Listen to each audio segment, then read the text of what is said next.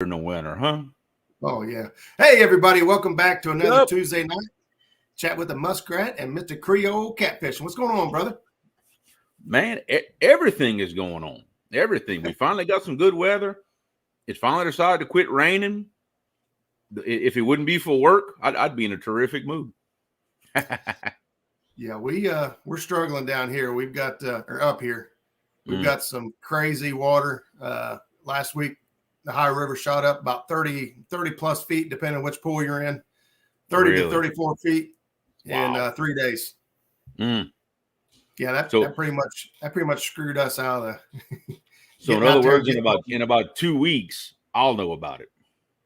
Yeah, because it's about what it's going to take for all that to come down and get to me. It's coming.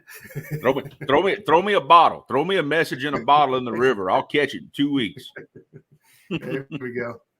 Well, hey, let's say we say some hellos to some folks here and get this thing kicked off. What do you say? Absolutely. I'm showing Avid.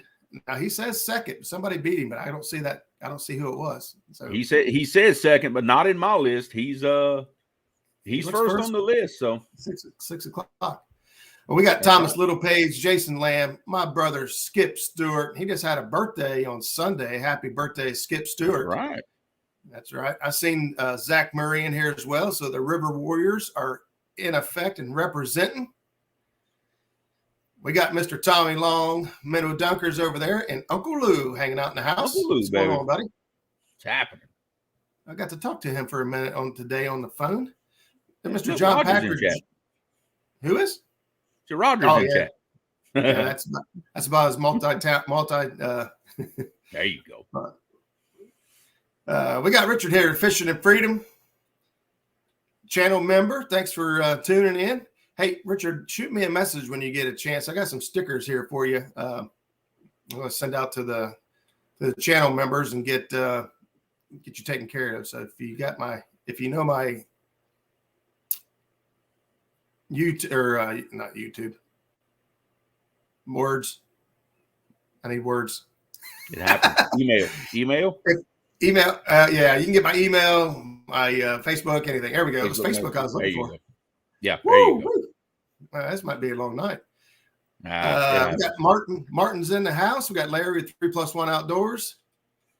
I'm scrolling. Let's see. There's a lot of Mark Anthony. I see. There you go. There's Zach Murray. I see his name up in there. Let's see. I'm trying to do Mr. Jimmy is in the house. Mr. David Smith. See, Fat Boy Eric Fishing. What's going on? There he goes, team. Miss Paula Smith.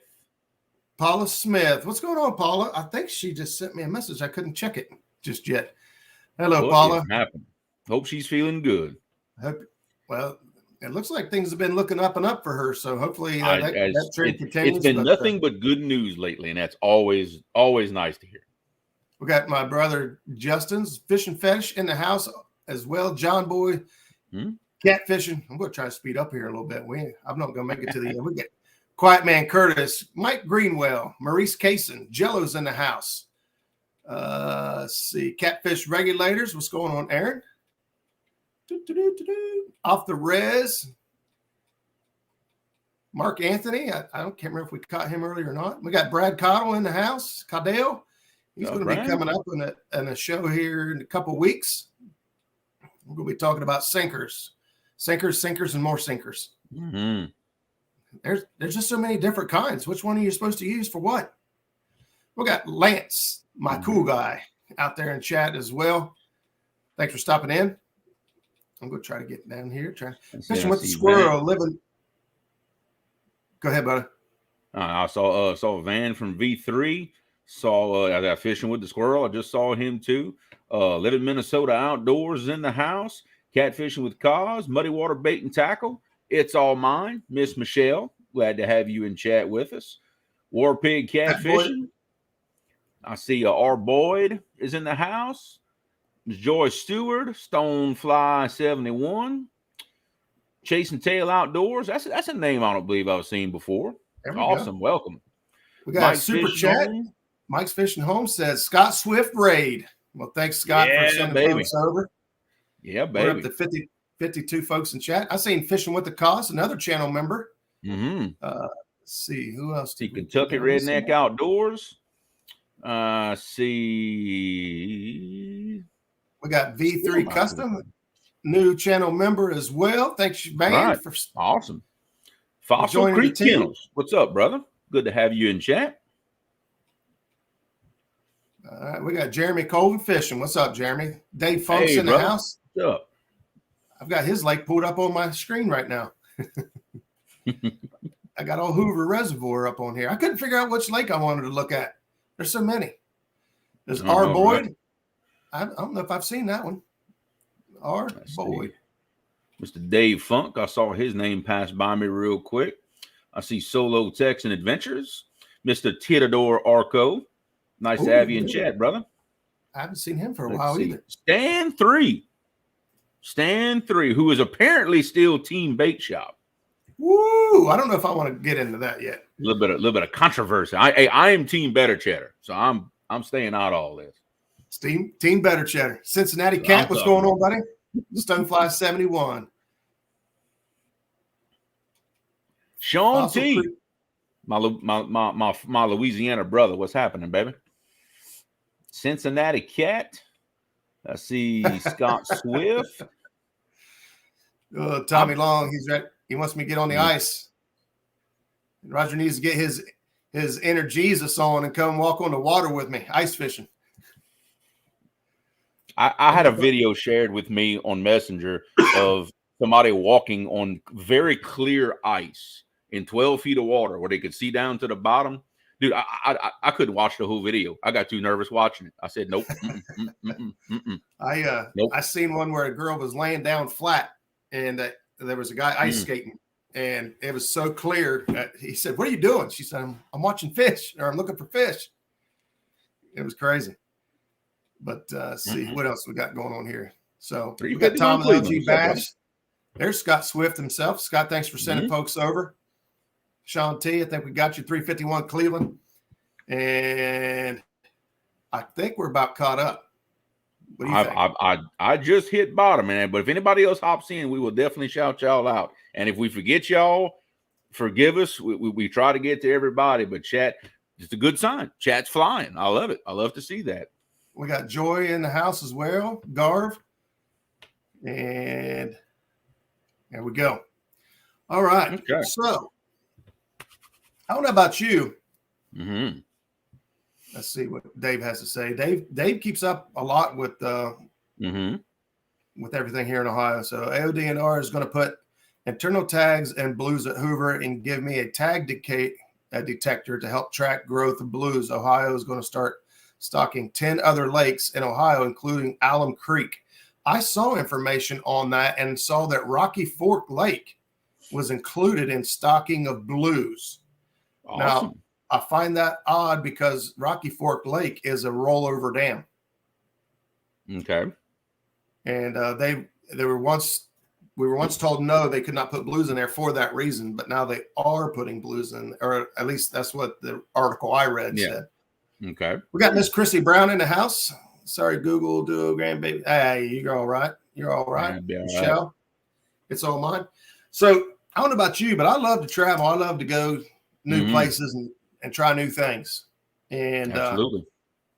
The first thing I do before I even book my hotel room is I get on Google Earth and get on my Navionics, and I start looking for what part of the lake. Some of these lakes are huge. That's right. And start looking for what area it is I'm going to want to fish before I even book my hotel. And it kind of got us talking a little bit. I know backstage, and a lot of folks aren't using, or don't understand the effects and usefulness of the Google Earth Pro, which I think is super awesome, and Navionics, which we all talk about. And so we're just going to show some overhead things to kind of help people out, some tools and tricks that we've learned along the way. And I'll tell you right now, there's a lot to Navionics that I still got to learn. And you can go on YouTube here and just look up hundreds and hundreds of Navionics videos. Yeah, absolutely. Well, Fossil Creek, actually, yes, I did. I mounted all those lights on my boat. I got everything going, and I messed up Saturday on the way back to the ramp, and I broke one of the mounts clean off of my boat and lost one of the lights. So I'm kind of having to take a step back and look at the others and see how I'm going to remount them. But yes, I had them on my boat for 48 hours. Yes, I did. Muddy Water Bait and Tackle says Navionics hates me, and I feel his pain, Justin, down there on the Ohio River. We don't have much much to offer for us, and that goes for a lot of rivers, really. But same thing here. Creole's going to kind of show us a little bit on Google Earth Pro. Yes. That will give you a little bit of a head start where Navionics lacks. We can get a little bit of key information anyway out of the Google Earth Pro. So, Jeremy, you look at that. Whoa. He's already on it. What is that? That is not what I wanted to share, though. You got the wrong screen up. I got the wrong. What's going on here? Yeah, saying looking forward to the spring. Yeah, Jimmy, me too, buddy. Big time. Do you need it? Hey, Fossil Creek says, do you need another pair? I'm not sure what kind of lights he's talking about, but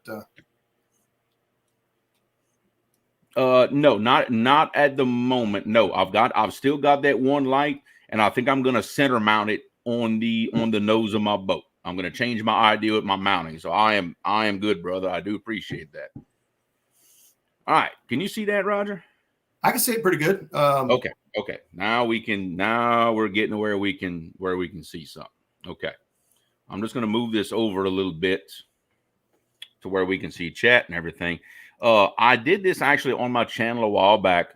I had done that live, showed a few people some things on Google Earth Pro, but I'm going to go ahead and zoom out here. That way everybody can get a little bit of a lay of the area I'm talking about. This big old thing here, of course, everybody recognizes it, great state of Louisiana. That is my home. And where I live and my fishing grounds are right here. Right here in the corner of the boot, right there. That is my home, and where I live and my fishing grounds. You hearing that too, Roger? Yeah. Okay. Why is it double audio in me? I think it was me. Go ahead. Oh, okay. Okay, cool. All right. We're gonna get this figured out one of these days. Okay. I was messing around with stuff on my end. Oh, I got you. All right. So what I'm going to do, I'm going to go ahead and zoom on in. And all you have to do when you pull up Google Earth Pro, it shows you a picture of the globe. It starts turning, it knows your general location. And all you have to do, you scroll the wheel on your mouse and it just zooms right on in. And wherever your mouse is, like right here, that's where the center of your zoom is going to focus. See? So what I'm going to do, I'm going to put my mouse right in the middle here. I'm going to move my screen where I can see. Back up. There we go. Now, right here, this is my fishing area right here. Okay. I've got the Mississippi River to the far east. I've got this big cross channel where some dams dump water out of the Mississippi. I've got the Red River coming from the north. And I've got the Atchafalaya River coming from here going to the south. That's why we always call it Three Rivers. Now, for those of y'all that watched us fishing live this past weekend, there was a couple of different spots that I was utilizing to try to catch those fish. Now, what I like to do, let's just pretend this is an area that I have never seen in my life. I've never been before, okay? I like to identify big key structures in that river that I think are going to be productive. Now, most guys like us understand that anytime you have a point, especially where two rivers come together and flow, or you have a side channel that comes into the main channel and creates a point, it's going to be a good spot. So as you can see, I got a couple of them right here. I've got one here on this big point where these two channels meet up and flow out. Then I've got a really big one right here where the Red River comes down and actually dumps into the beginning of the Atchafalaya River here. Okay. Also have another one way down here. Okay. Where this is actually a navigation channel that the barges use to get in and out of these two rivers to the Mississippi. So anything coming out of Texas, Oklahoma, things like that, they come down Red River, come here, come right to me, lock through here, go in the Mississippi, and then back and forth. So what I like to do, because like I said, Navionics doesn't show me anything as far as bottom contours and things like that. So you kind of have to do a little of what I'll call reading of the river and making a few assumptions as to what you might find on your depth finder when you actually go out there. Now, here we can assume that we've got current coming down this way, down this river. And we know there's dams here. So we've got current coming this way. And as you can see on the map, it actually shows you, look at this big mud line here. Yeah. So you know immediately that if you've got a big mud line here, that means there's a big current seam there. Okay, that's gonna be very obvious. So you know you've got a current seam. And in my experience on these rivers, where you've got a current seam, usually you've got some type of scour hole and you've got some type of ledge to go along with it. You're not going to have a current seam like this, especially making this big pronounced mud line, and not have some type of structure on the bottom to go along with it. And in this case, since I know this area, there is a big ledge right here where this fast current coming out of these dams meets up, and it is carved out a ledge that is about 70 feet tall. Here is 30 feet of water. Right here is 100 feet of water. Very tall, steep ledge starting here, and it just tapers out, and it follows exactly what this current seam does. And also what we've got, it makes a big hole and a big eddy right here, which anytime you've got two currents coming together, you're going to have a big eddy and a big hole right here off the point where this current is swirling around. Yeah. And in some cases on the maps, you can actually see what that current is doing. And right here, you can see where that mud is mixing, making this circular pattern. You can tell exactly where the eddy is. Now, is that mud line like current? Is it like that most of the year, or is this just happen to catch it after a good rain or something? It's like that. Now, sometimes it's more pronounced than others, but 90% of the year there is some type of mud line there. Yes, because the water is usually much dirtier in one or the other. The clarity is never the same between these two rivers. That's awesome.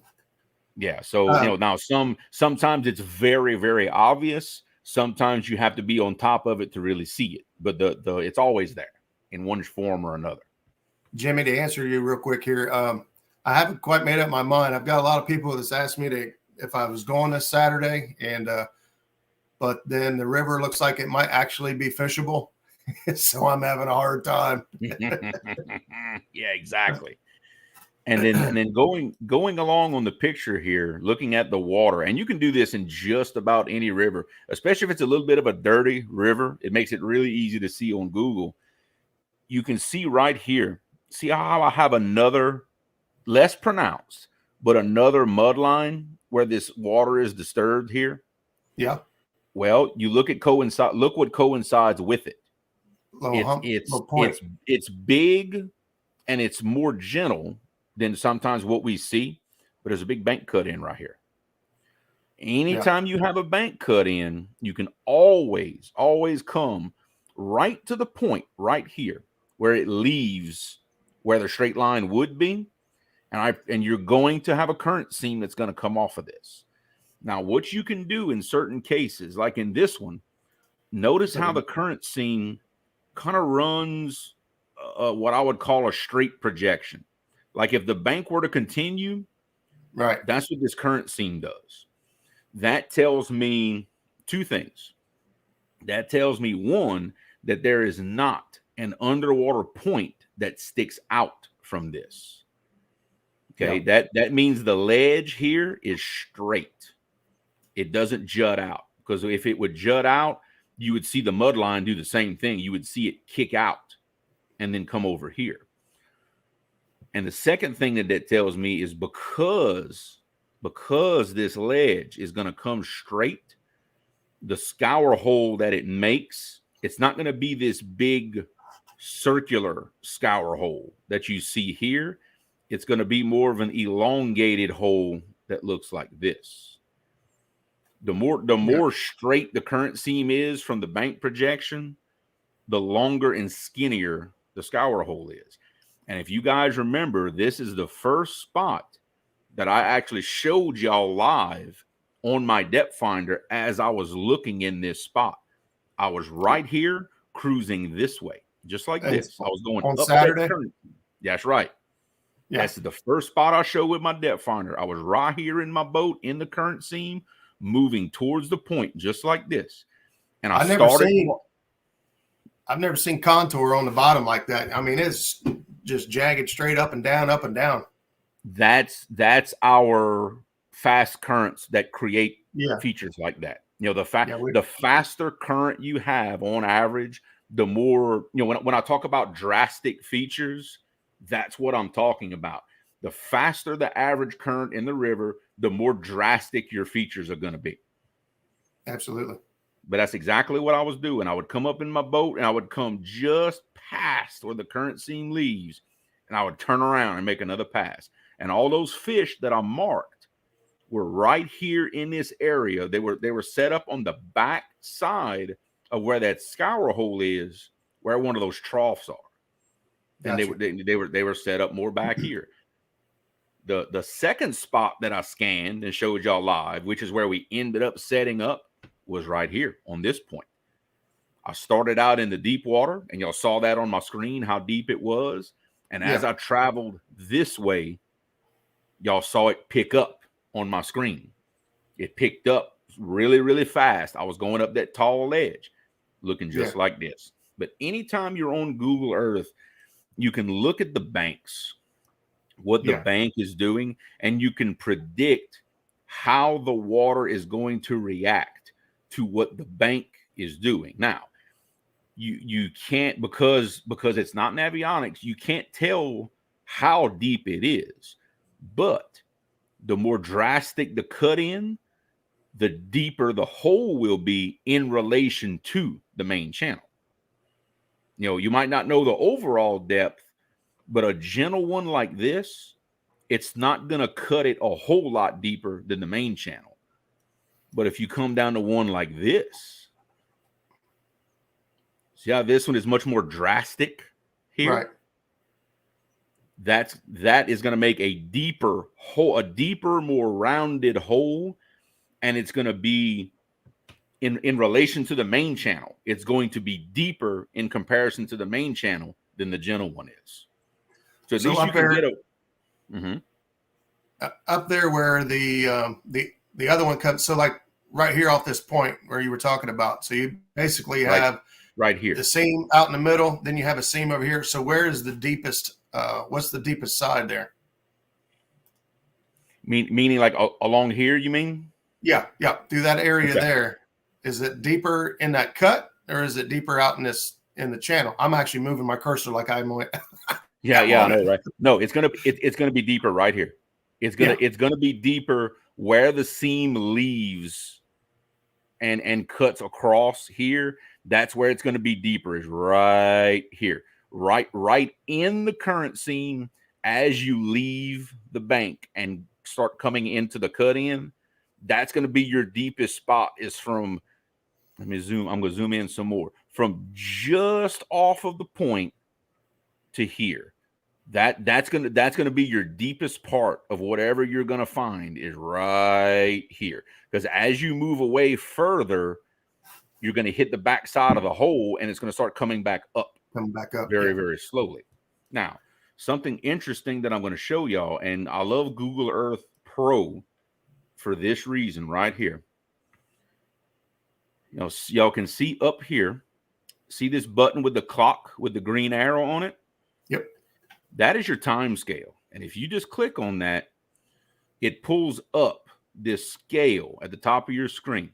Now, every white tick mark on this blue line, every one that you see is a satellite imagery that was taken and uploaded to the Google Earth program.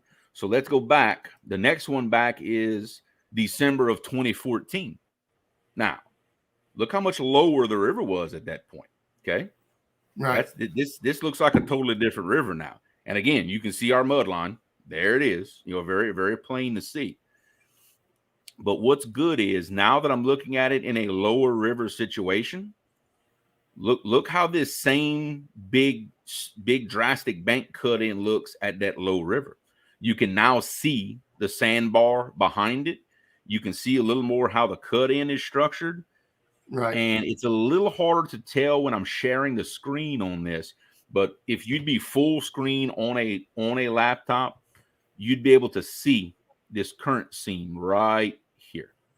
It's very faint. You got to really look for it, but there's a current seam that I'm looking at in the water right here. And this one actually kicks out and does this number. Right. That tells you that there's some type of point. Something here is sticking out towards the main channel. It's forcing that water to hit it and come over and jut out. So we can look at this same area from a few different views. Next one back is November of 2012. Okay. In fact, look, some boats parked right there. And I guarantee I know what they're doing too. They're trying to catch barfish, white bass. I can just about guarantee you. But now you can tell the river's a little higher at this point. And all you got to do, you keep clicking back. See, right here, apparently the river was very high, very fast, and very ugly at this point, because you can see all the waves. This was probably taken on a day that the wind was blowing extremely hard, up current. Upriver, yeah. But the good part is, you look at all this disturbed water, you think, oh, I can't see anything. Look at that current seam I was talking about. See it? Yeah.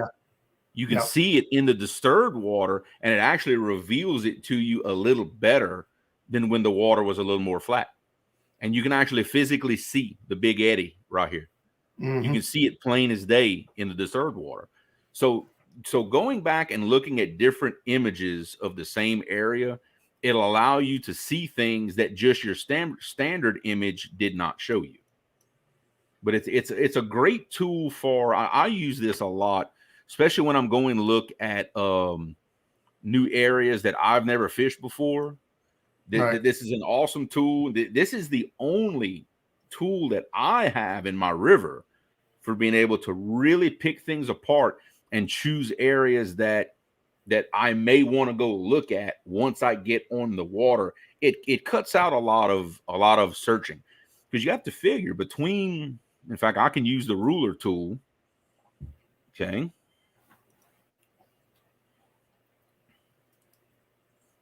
No.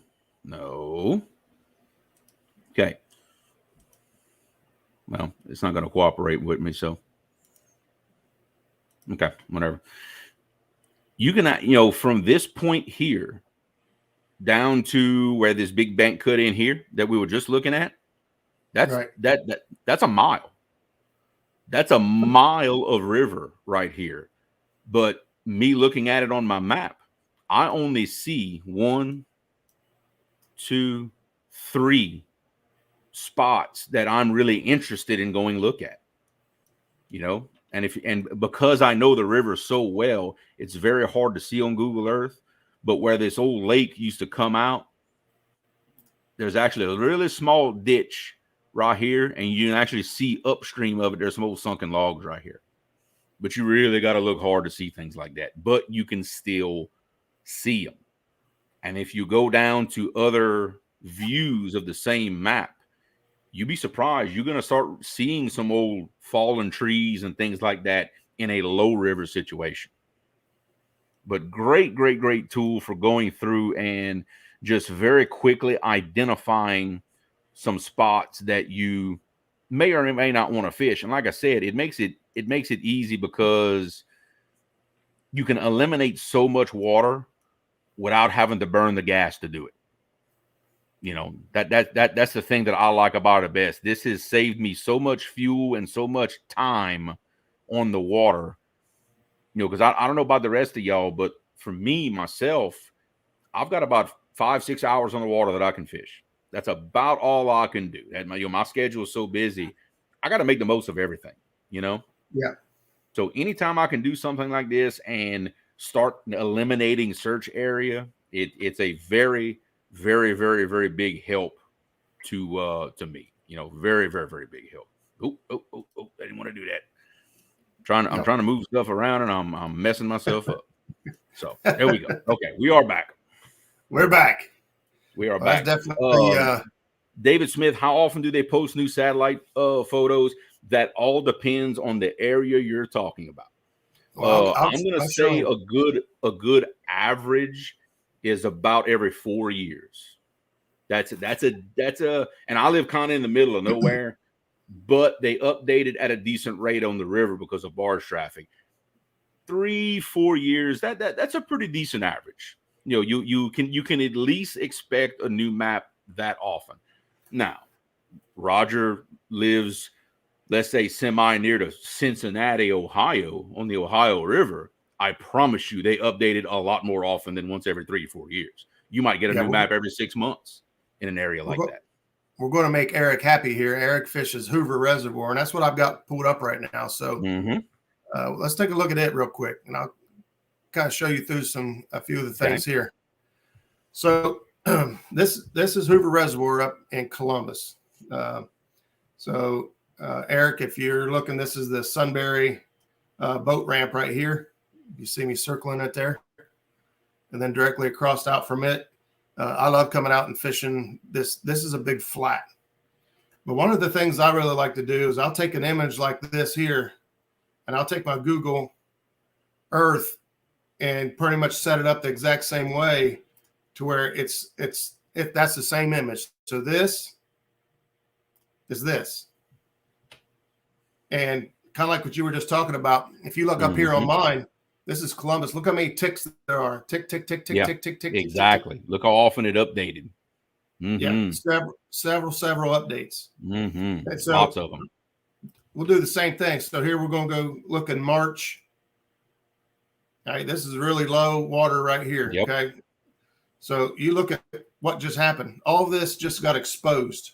Yep. And you zoom in on this. Look how far this little point comes way out here. Out of this creek. That's right. You can really tell that something crazy is going on there.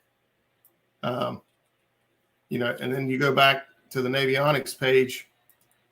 Now, Roger, I'm assuming in that area that current flow would be from the top of page coming down, right?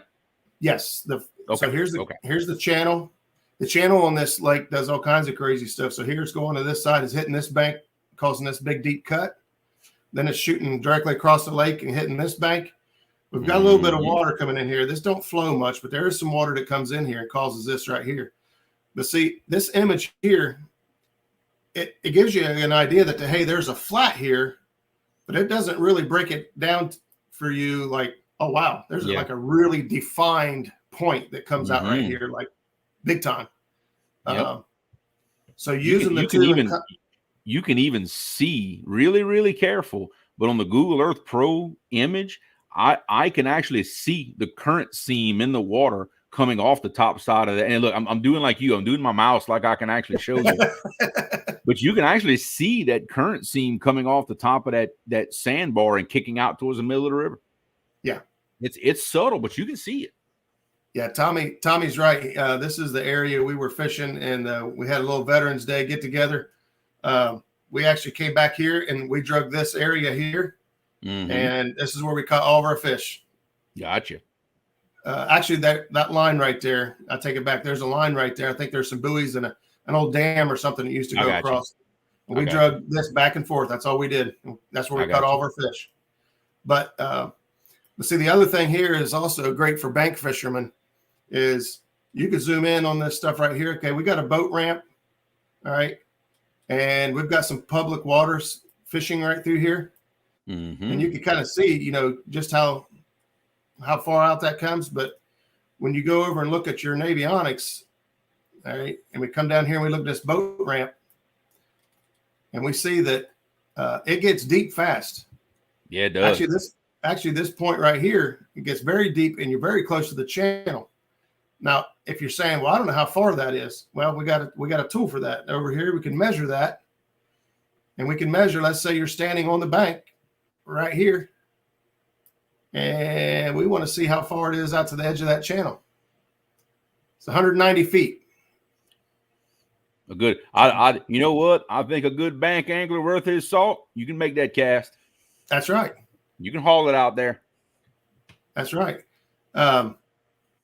So that's one of the things that now, if you're good and you got a buddy with a boat, what I've done, I've taken guys out on this lake before, and we dropped pins on their Navionics app so that when they got back to the bank, they could see exactly what they had. Yep. And take care of that. Now, here's another.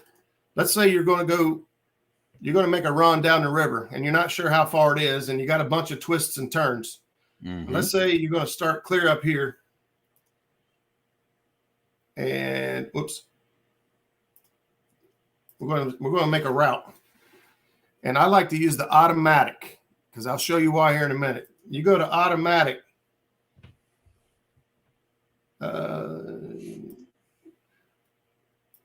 I'm going to go up here and I'm going to drop a point here.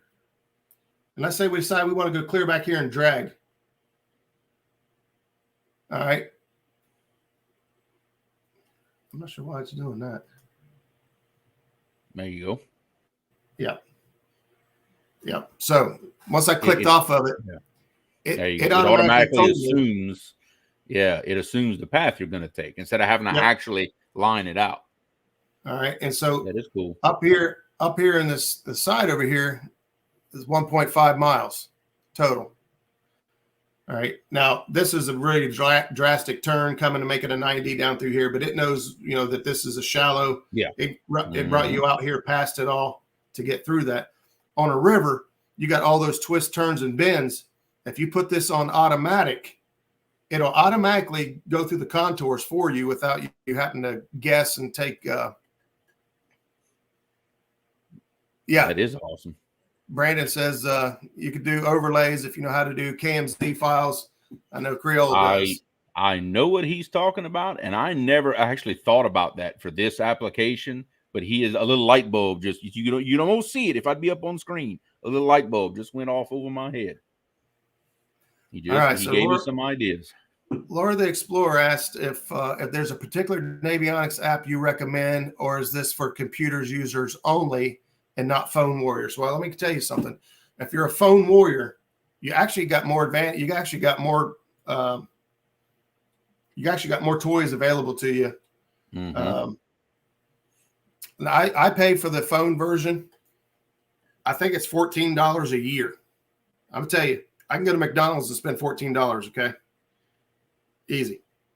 But I'll come back off here. One of the really big things I like about the mobile app, and I'll pull this off here for a second and go solo, is on the, I'll try to block that. See how it's got it's called relief shading. So see how you can see the humps and like it's really there. Yep. And when you're looking at just Navionics, you know, you might see some of those lines, but like this down through here showing up as this right here showing up as a hump going all the way across. Yeah. I never noticed that before. Yeah. It actually looks like a 3-dimensional map. Right. Yeah, so very easy to read.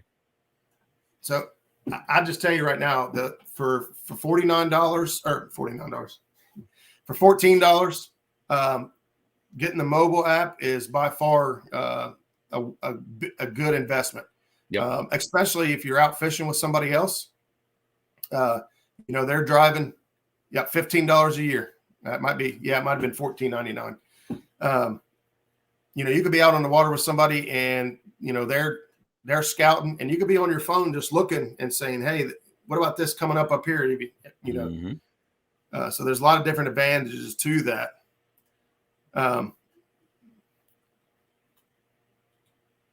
Same with this here, you can eliminate a lot of water by just kind of paying attention. Me, I like to play with it. I zoom in and zoom out until I can see them dark lines. Yeah. If you zoom in too far, you kind of lose all that, right? Looks like, we got some humps here, but I back off until those lines look real dark. And what those real dark lines are telling me is that there's some, dramatic change in depth and contour. And those are the types of things that we like to key in on. Same with down here through this area. You can see that there's these inlets coming, there are creeks coming back in here, and they come out. And when I'm dragging, man, I'll drag right through this and go right over, up and down this. And these are areas that will often pick up fish. The same with this area over here. You can zoom in and see.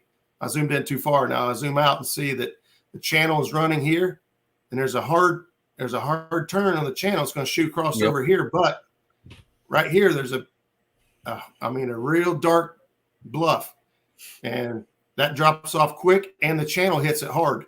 I catch a lot of fish right there. Oh yeah, and I can definitely see why, because I had my eyes glued on that spot before you even put your mouse on it. Yeah. So when you find it and run that your cursor or run a channel over there, it helps you just kind of eliminate bad water. You don't want to spend, like Creole said, you got 5 or 6 hours out there, especially if you're traveling to another lake or a new area. You want to try to eliminate, areas that don't look as productive. You come down here, man, this looks super productive, right? Well, I'll zoom out a little bit. Right here, where you see that the channel comes through here in the middle, and this comes in and drops off, and this comes in and kind of drops off, and there's like a pinch point right here. I mean, it almost looks like there. Yep, an hourglass almost perfectly. And these are the kind of things that I would look for to get excited. If I'm going to travel, I'm going to look at lake over and say, you know what? Of course, this lake here ain't that big, but I would look it over and say, you know what? This area here, I really like all the stuff I'm seeing. And now, once I've decided I like this area, this part of the lake, now I'm going to book my hotel room. Now I'm going to, start digging into it and reaching out. Reaching out here on the community is also a fantastic way. There's people all over the country, but there's people all over the world that get in these chats, and you can find somebody that can point you in the right direction, or give you some key information, or maybe even go out with you for a day. But there's so many different things that you could do with the Navionics. Now, the reason I brought this up, and this is the Navionics web app. This is 100% free. You don't pay a dime. What you're seeing right now, anybody can do. Now, you don't have to have a computer or laptop. If you have a phone, you can go to, it's called the desktop version, and it will bring it up just like this. You could do this live on the water. It don't have to cost you a thing. You do get some more features with the paid version, but if you just really don't want to use that, don't have to. You can bring this up, and it's completely free. Yep. Now I deal with the same thing that Jeremy deals with. As far as the water, our water doesn't really offer anything. That's about what mine looks like, right there. Right there. Doesn't really show much. Yep. Right there. So I see that I've got the Scioto River dumping into the Ohio River. All right. Now, if I can get this out fast enough, I can get down there and not drag us out too long. Woo, that's make you drunk looking at it like that, huh? Woo! Yeah, I found it. There you go. Getting in there. Portsmouth. I think I'm getting ready to move down here. Come on now. All right. So here we got where that river comes out and joins this river. All right. You can see look the current. Look that big, pretty current seam right there. Huh? That one? Mm. Let's see if we can find a image. Oh, it's flooded. This is all water clear back into here. Wow, yeah, that's completely flooded. Look at that. It's all underwater. Yeah, that's what it's supposed to look like. I'm going to try to find a low water situation. That one there's a little bit lower. Mm-hmm. And this is pretty much what I normally do. You guys are seeing exactly what I would do if I'm sitting at home and I'm looking at an area. I've never pulled this up and looked at this right here. I'm trying to find a real low period, which I don't know what's going on there. Well, that, yeah, and every picture you flip through, the mud line changes. Yep. And the changes in the mud line tell you a lot about what goes on in different situations. It really does tell us. That's a good one right there. Yeah, I like that one. Here you can see that this actually has a big sandbar. I knew that was there because of experience, but and all those other images, and the fact that the Navionics did not show us that, hey, this is really, really shallow. This is where Google Earth is going to come into handy. Yeah. Because now we know that this is a shallow area to watch out for. We could tell that the water is going to come out here. This is going to be your safe zone to travel through. Right there, that's a boat. That's Zach Murray heading down to a secret spot. But this is the toys and the tools that we have to play with when it comes to doing some research and doing our homework before we ever. Now that park is underwater, yeah. If I go forward a little bit, I think you guys heard me say that our river came up over 30 feet in 3 days last week. It's not happy. Those one view you showed, it was just completely blown out. Yeah, this racetrack back here will go underwater a lot of time. There it is. There it is. It's completely underwater. Matter of fact, the whole everything's underwater. Everything. Yeah, it backed up into everything, didn't it? Yeah, this is back. Wow. This is there's a road, right? That's the highway. So, see, y'all must not have like we do down here. Y'all must not have big levees that follow the river to contain it in situations like that. Not in most of these pools. Now there are some pools that pretty much maintain a pretty even that maintain a pretty even flow or a river height at all times. Yeah. But this pool here really doesn't. It can handle a flood, and they flood it. And actually it gives a place for the water to go, and that's the natural way of things. Before we humans decided we wanted to mess with everything and make it do what we wanted, that's what the river would just naturally do. It would blow out of its banks, flow out, deposit sediment. Whenever they would go down, it would go back down, and that was just the way of things for millions of years before we were ever here. I was trying to find my bait hole. I lost it. Oh, here it is. Our marina. You better be careful. You'll give away too many of your secrets. If these guys are, if you're on my channel, there are no secrets. There you go. If you're on my channel, there are no secrets. The handful of guys that fish the Ohio that are in here, they already know this stuff ain't secret. I know one thing. Y'all sure got some nice boat ramps in y'all area. Yeah, I'm very jealous of that. This one here is pretty fancy. Yeah. I've only seen these actual ramps a handful of times in my life. This water's normally up in here somewhere. I got you. But yeah, these are some nice ramps. That's been completely frozen for a while now. We ain't been able to get any bait in there. Yep. But those are the some of the tools that you can use. Mm-hmm. When Navionics doesn't work, this is the information I've got right now. If you go on down to a more highly populated area, we're going to get down here closer to there's Aberdeen, Ripley. Get over here by Cincinnati. All right, now once you get into Cincinnati, people's been adding information. Well, it's really not even got much. It does in areas. Well, you guys can tell just how much of the Ohio River Navionics is good for me. Mm-hmm. So, we use our boats and make our own maps. Most electronics now have that option to where you could build your own map. Yes. And that is a lifesaver. Yeah. See, it's the only way really. Now you have to learn how to play with it a little bit. Like if you record it and it's like right now it's 30 feet high and you try to record, of course we wouldn't record anything this high, but to adjust it. But there are areas that people have gone in and I can't find nothing.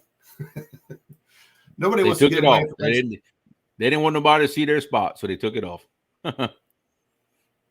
But yeah, all those areas people share with hey, Epic's in the house. He snuck in on me. I don't know how. I've been staring at my screen. What's going on, Epic? I gotta those. That one. Yeah, questionable. That's some of the nice ramps we have, or what I would call questionable. If y'all would see the ramp that actually it's not a ramp. The place where I'll put in my boat 50% of the time, it's not. It's just a stretch of the bank where the rocks aren't nearly as big, and we call it the commercial landing because that's where all the commercial guys put their boats in. And if you don't have a double axle trailer, you better not go down there because it will rip your axle off and it'll tear everything up. It's rough. We do not have nice boat ramps at all anywhere near where I live. If you got a pretty boat, you don't want to bring it down here. Well, that was one of the other things I was going to mention is, Navionics will show you, and even Google Maps will show you, hey, there is a boat ramp here. Yeah. But Google Earth will show you, oh yeah, what's it like? This boat ramp here is a little rough. It puts into this little creek, and there's not much parking. You can see out here. You pull up and pull over in the gravel. You got enough room for one or two boats. That's it. This ramp doesn't get much love either. I guarantee it's covered in mud, snow, and ice from 2 months ago. It's just tough. But that's a little more. That's a little more what I'm used to seeing is something like that. That's what our nice ramps look like. Is what you just showed.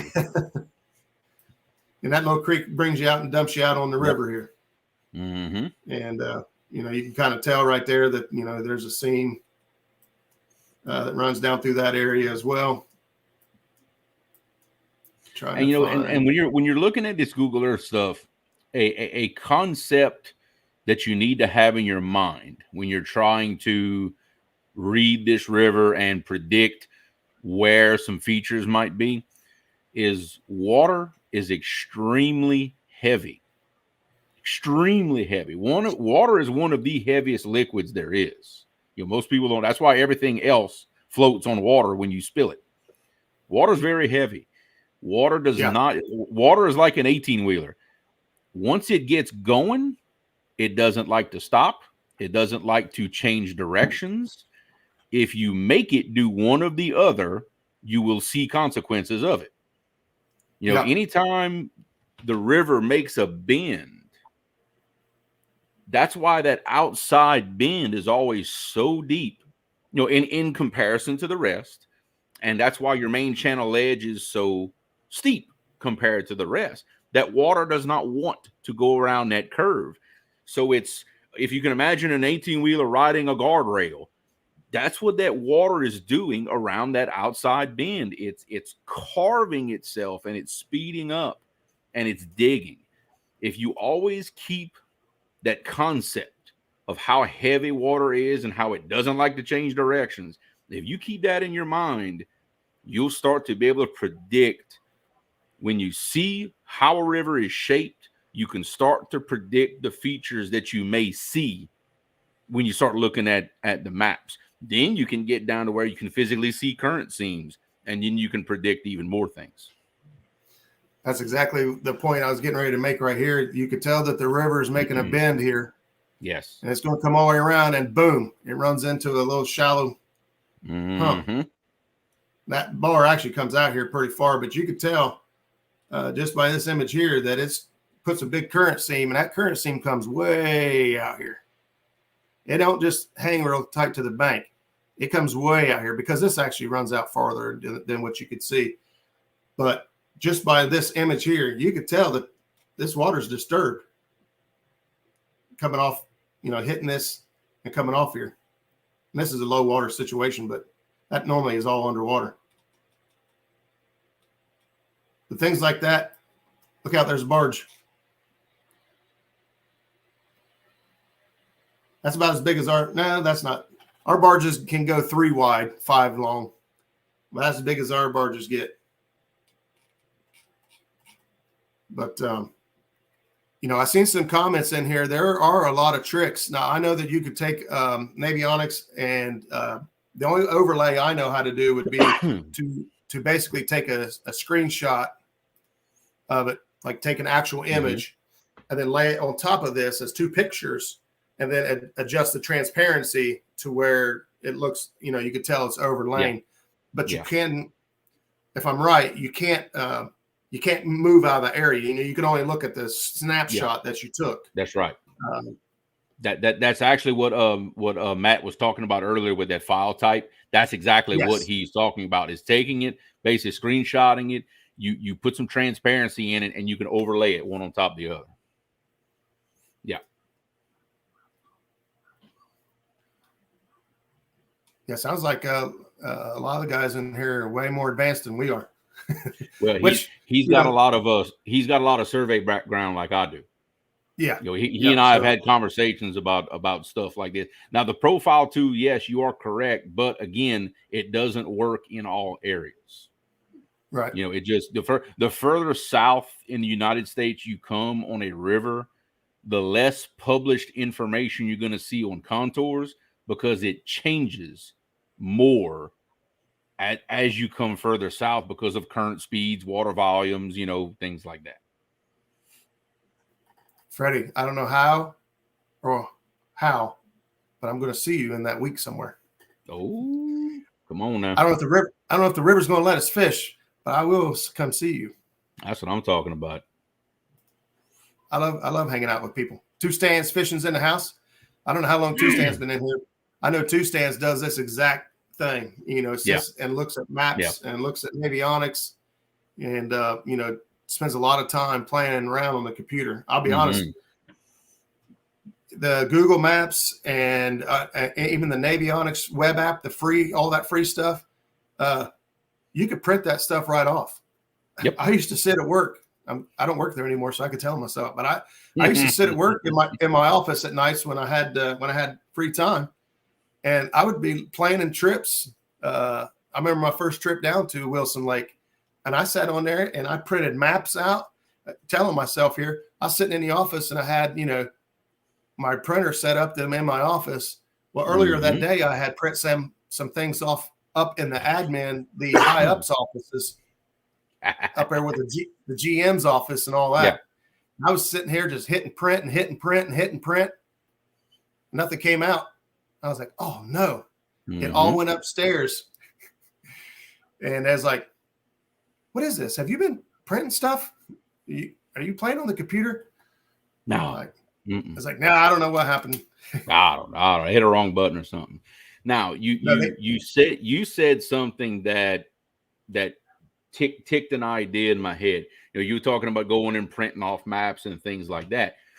For if someone wants a different option, it takes a little bit of legwork, but if you want a different option, but to get some really good information, if you go to your county courthouse and go in the tax assessor's office, they have in now some are more advanced than others. Ours, where I live, is a little on the low technology side, but you can still go in there. You can look at their computers. Same thing. It's basically Google Earth, but it's updated. They will print you off any map that you want. But here is a little golden nugget, especially for you bank anglers. The tax assessor's office can print you maps that shows you boundary lines and landowner names. So if you're looking for bank fishing spots, you can actually use that information to see if it's private land, to see if it's public, to see who owns it, and they will give you that person's contact information. They have their phone numbers on file of whoever's paying taxes on that land. You can actually get a phone number for these people and call them to see if you can get permission to go on the piece of land to try to bank fish. So that's a really good little nugget right there, especially for you bank anglers. County courthouse, tax assessor's office. A lot of good resources in that courthouse. I want to say thanks to Brandon, Catfishing Dreams.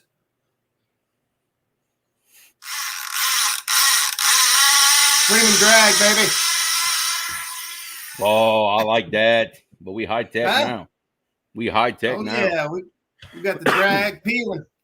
That's right. I was trying to figure out how to do that faster. I didn't have it set up yet. Hey, that's pretty good. I like it. I like it. And you see what Mr. Gadget talking about, quad maps. Well, that's an old surveyor's tool right there. Same thing. Okay. Those are actually available online. There's actually an app that you can download on your phone called Topo Maps. Costs $12.99. And you have access. You can download all quad maps in your area. A lot of people don't know about that one. But great resources, those old quad maps. Heck yeah. I'm gonna say this. There is no excuse not to have good information to scout a new spot. There is so many programs and apps and websites and places you can go to get maps and to get information, and it will help you so much if you're not already doing it. Oh yeah.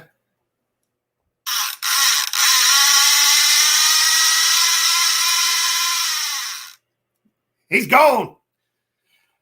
Now, if you're epic, that fish done yanked the pole out the boat and it's gone. Oh, he gone. He gone already. The loud crash at the end of the audio bite is the rod holder snapping off.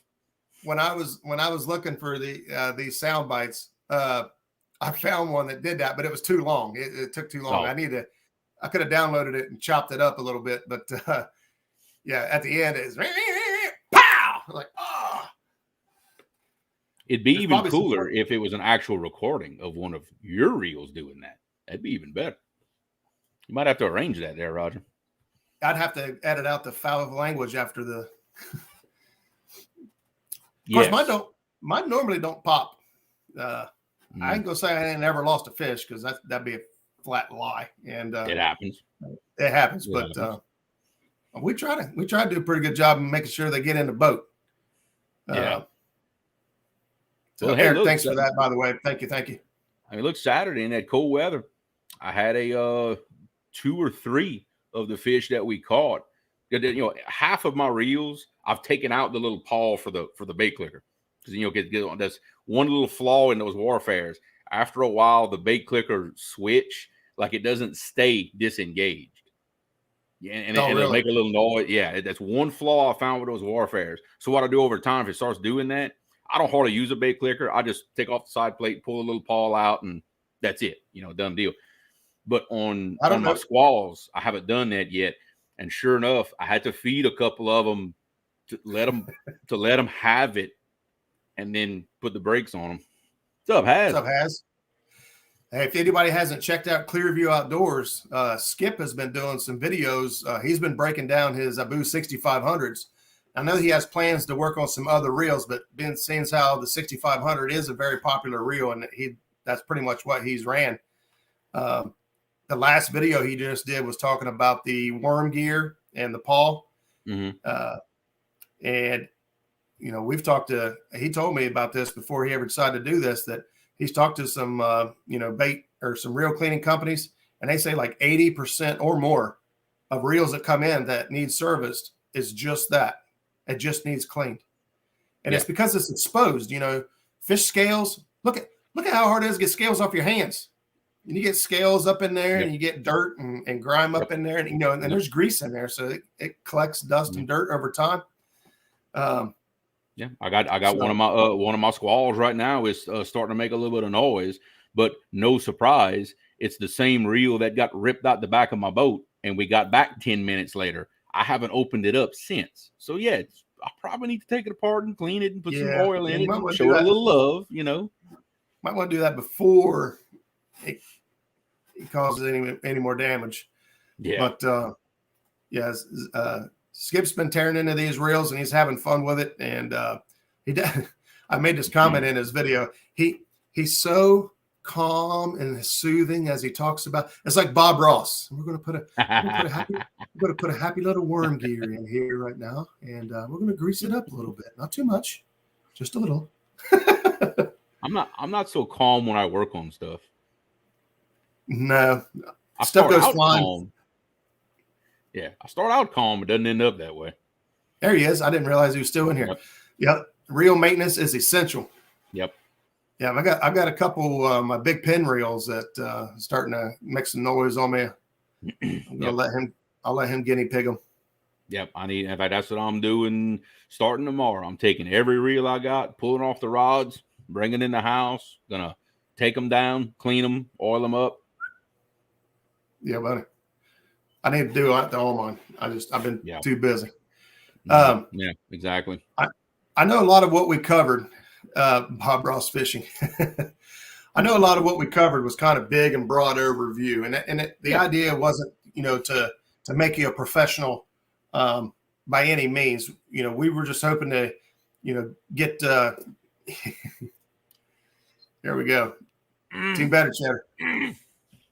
We were hoping to just kind of help maybe show some people that haven't used these tools before how to use them, that they're available, that they're free. You don't have to pay for these tools, and that you can get a lot of information out of them. But if you have any questions, we just hit an hour in already. If you have any questions, go ahead and throw them in chat, and we'll talk for a minute to see if you guys got any questions. But Jeremy, why don't you tell everybody who's our guest next week?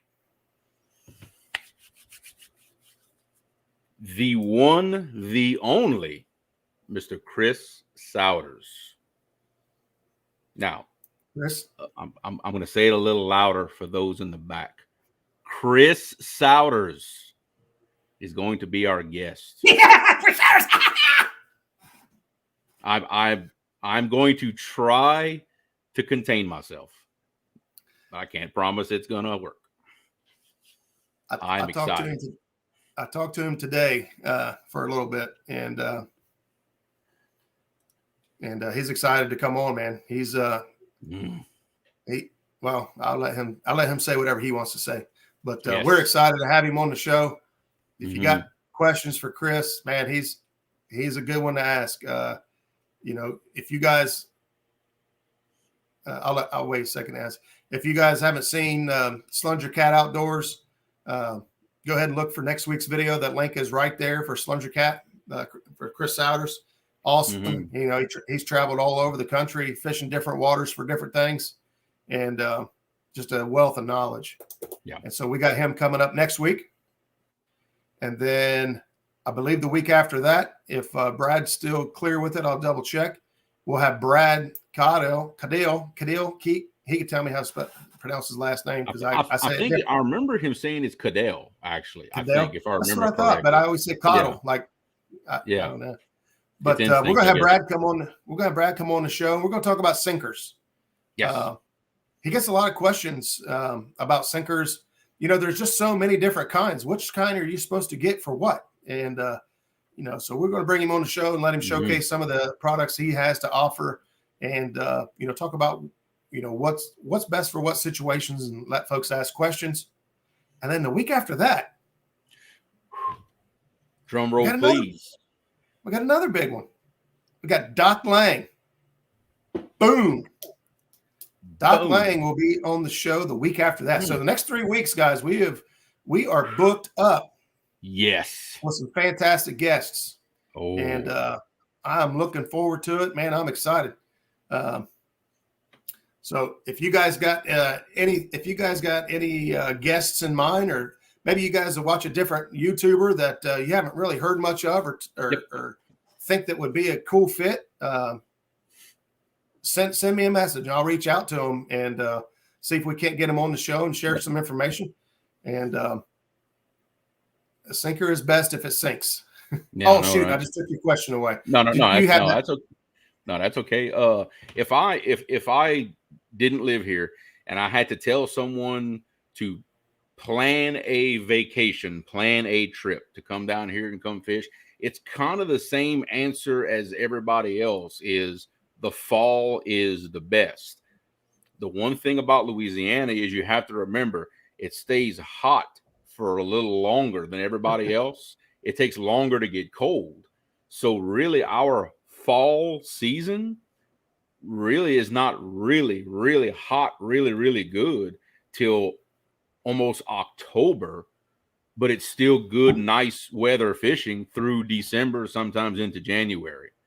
So if I had to tell you one date to come where I can almost guarantee some very, very nice fish and a good time and good weather, Halloween. That's the one date I would tell you. If you can target around Halloween, that's when I would be down here if it would be me. As far as nice weather, not boiling hot, I'm not gonna say freezing cold in his presence. He don't like when I say that, but freezing cold for us. Freezing cold for us. Yeah, which is like 50 and below. But I would target Halloween. That would be my, if I had to pick one day, that would be it. Yeah, Roger hates when I complain when it's cold. Cleaver saved the video. I'm gonna watch it tonight and a few more times this weekend when I break my reel down. There you go, man. Save yourself some money. I'll tell you. Watching how simple it is. Now his next video is going into the brakes and working on that side of the reel. That's where I get a little queasy. Everything on the opposite side, the clicker, the worm gear and all that stuff, I don't really bother me. I've done all that. But when he goes to breaking down into the brakes and all that stuff, that's when things get a little hairy for me. Too many pieces. Yeah. But Jeremy, I know the Abu Garcias are like that. The pin reels definitely are like that. Guys, you can order an entire reel one piece at a time you can literally order any part you could possibly want. You watch these videos these guys put out and you learn how to maintain and work on your own stuff. That's why some of these guys have pins and Abu Garcias that are 40 years old because they maintain them, they work on them. They got a part that needs to be replaced. You replace them. Look, I've got some parts coming right now for one of my pins that it's a simple piece to fix. But if I didn't know how to fix it, that's $100 reel in the garbage if I didn't know how to fix it. So, yeah, definitely. What breaks? What breaks? He's also talking about drag. So drag is important. Yeah. Oh, yeah. Drag is important. I had a comment there somewhere or something I was going to add, but I forgot. Oh, it was about breaking the reels down. That's something Doc Lang does religiously. Yes. Whoops. Yes. I've been on the boat with him and saw it. He's got his reels numbered. Mm-hmm. He's got a little tag on every single reel, and it has a number on it. And he's got a notebook. You guys know how I like to take notes. He's got a notebook, and he writes down, number 11. Starting to make, funny noise or check the clicker. And when he's ready to do some work, he'll look at his notes and say, hey, I need to go ahead and get number 11 and number 8 out because both of those need cleaned up real quick and I can get those done today. And, like you said, that's how guys have gear that lasts a long period of time. Yeah. I would bet a paycheck that Doc has at least a few reels that are as old or older than me. I bet a paycheck on that. I'm going to agree with that comment. Yep. Uncle Lou's says better cheddars for you. Team better cheddar, baby. Yeah. Don't you forget it.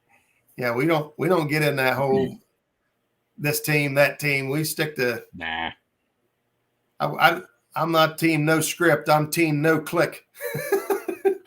It's gonna be a good show. I can promise. Oh, Whenever they nail this thing down, it's gonna be a great show. You are going to laugh. I promise you from start to finish, because the trash talk on this is epic. You've got, between both teams, you've got some of the best, funniest trash talkers in all of our community. It's gonna be good. It's gonna be so good. Yep. Alicia Barnett says she's been listening, didn't want to miss anything, but she met Doc and me at the same time down there and had no clue how well known either of them. Well, I wasn't well known then. I wouldn't say I'm well known now either, really. Doc is legend. Yeah, exactly. Doc is legend. Ooh, but cannot wait. So, what else you got coming up? You got anything else coming up?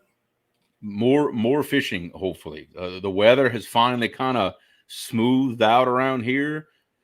I'm still, for the time being, not working any weekends, so I'm kind of getting excited. Y'all hopefully see a little more of this mug on the back of my boat live. We can go out this coming weekend. We will definitely be out. Don't know what day, don't know what time just yet. I promise I'm gonna do a better job of scheduling ahead of time and letting y'all know, instead of just, hey, I'm live, and just springing it on everybody. Uncle Luke said he gives up his team going all cheddar betters. Smart man. You just can't lose. You just can't lose there. Can't lose. Yeah, that's right. You can't. You just can't. Yeah, for us, big talk about there's a Columbus Fishing Expo coming up in Ohio this weekend. Mm-hmm. There's a lot of local folks are going to be there. I know I talked to a couple folks that was interested in going with me, or me going with them. But man, I want to fish so bad. Zach's been messaging me today, said, what are we going to do this weekend? Are we going to fish? Are we going to go to the expo? What do you want to do? I was like, I don't know. It's tough, isn't it? It is rough. After last night's set of live shows, the burning question, at least on my mind, maybe everybody else's, are you throwing your name in the hat for March Madness, the 1-versus-1 tournament? It's already done before the 15 minutes into the show. And is it safe to assume that your River Warrior brothers have done the same? I'm not sure. I kind of threw my hat in. What normally happens is I throw my hat in the ring and see if we get picked and say, "Hey guys, do you want to fish this with me?" Yeah. I'm not sure how that works. I got to be honest. I was on the phone. I had an important phone call last night during half of the show, so I wasn't really paying attention to either one of them.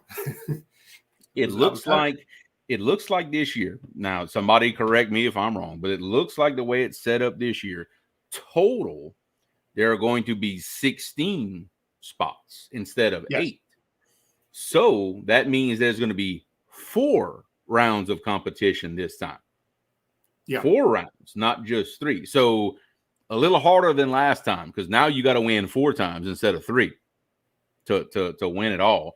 And I think what Mark is leaning towards is I may have first pick off of the list of, let's say, whoever I would like to call out.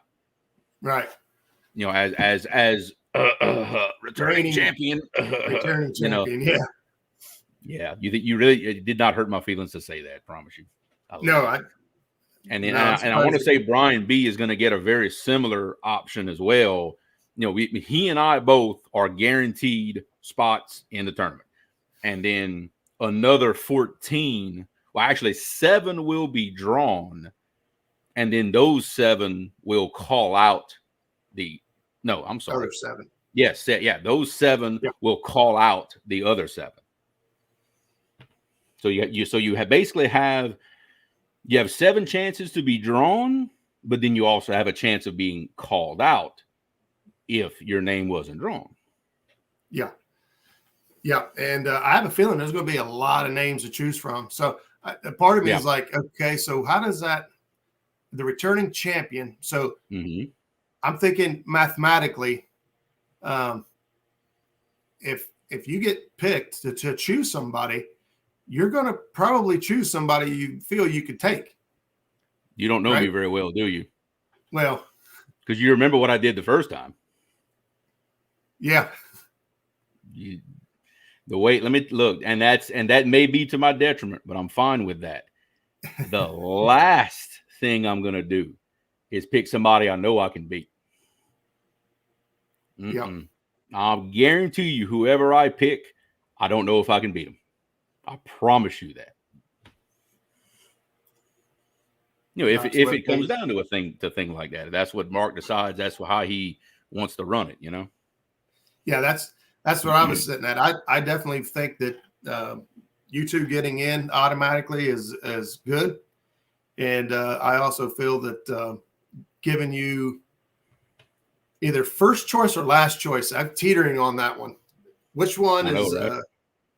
It for the benefit of the showdown, I guess, is where I'm at. Not so much, you know, what like everyone's going to pick whoever, and then you have to pick whatever's left.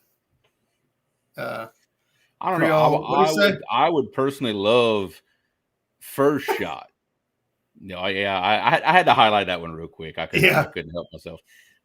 Me personally, I would love to have first pick of everybody. Yeah. Going back to my original notion of I want whoever I think is the baddest dude or woman in that list. That's just the way I think. Like it may be to my detriment, but that's the direction I'm going to go. I like it. I like it actually. I think as being the last year's champion, you earned it. And I think if this continues, that's going to be, you know, the trend. You win this thing next year, you're automatically in, and you get first pick. Anybody in that thing? Defending champion. Yeah, I love it. I love it. The only thing I had been told is I am not allowed to pick Brian B. Round one. Well, I think he said he was going to try to set up you guys on opposite sides of the brackets, and which for the show, that's the best thing to do. That's absolutely the best thing to do. You know, put us on opposite ends of the bracket. That way, there is a chance that it could be a repeat of a he and I final. It gives that opportunity if things work out that way.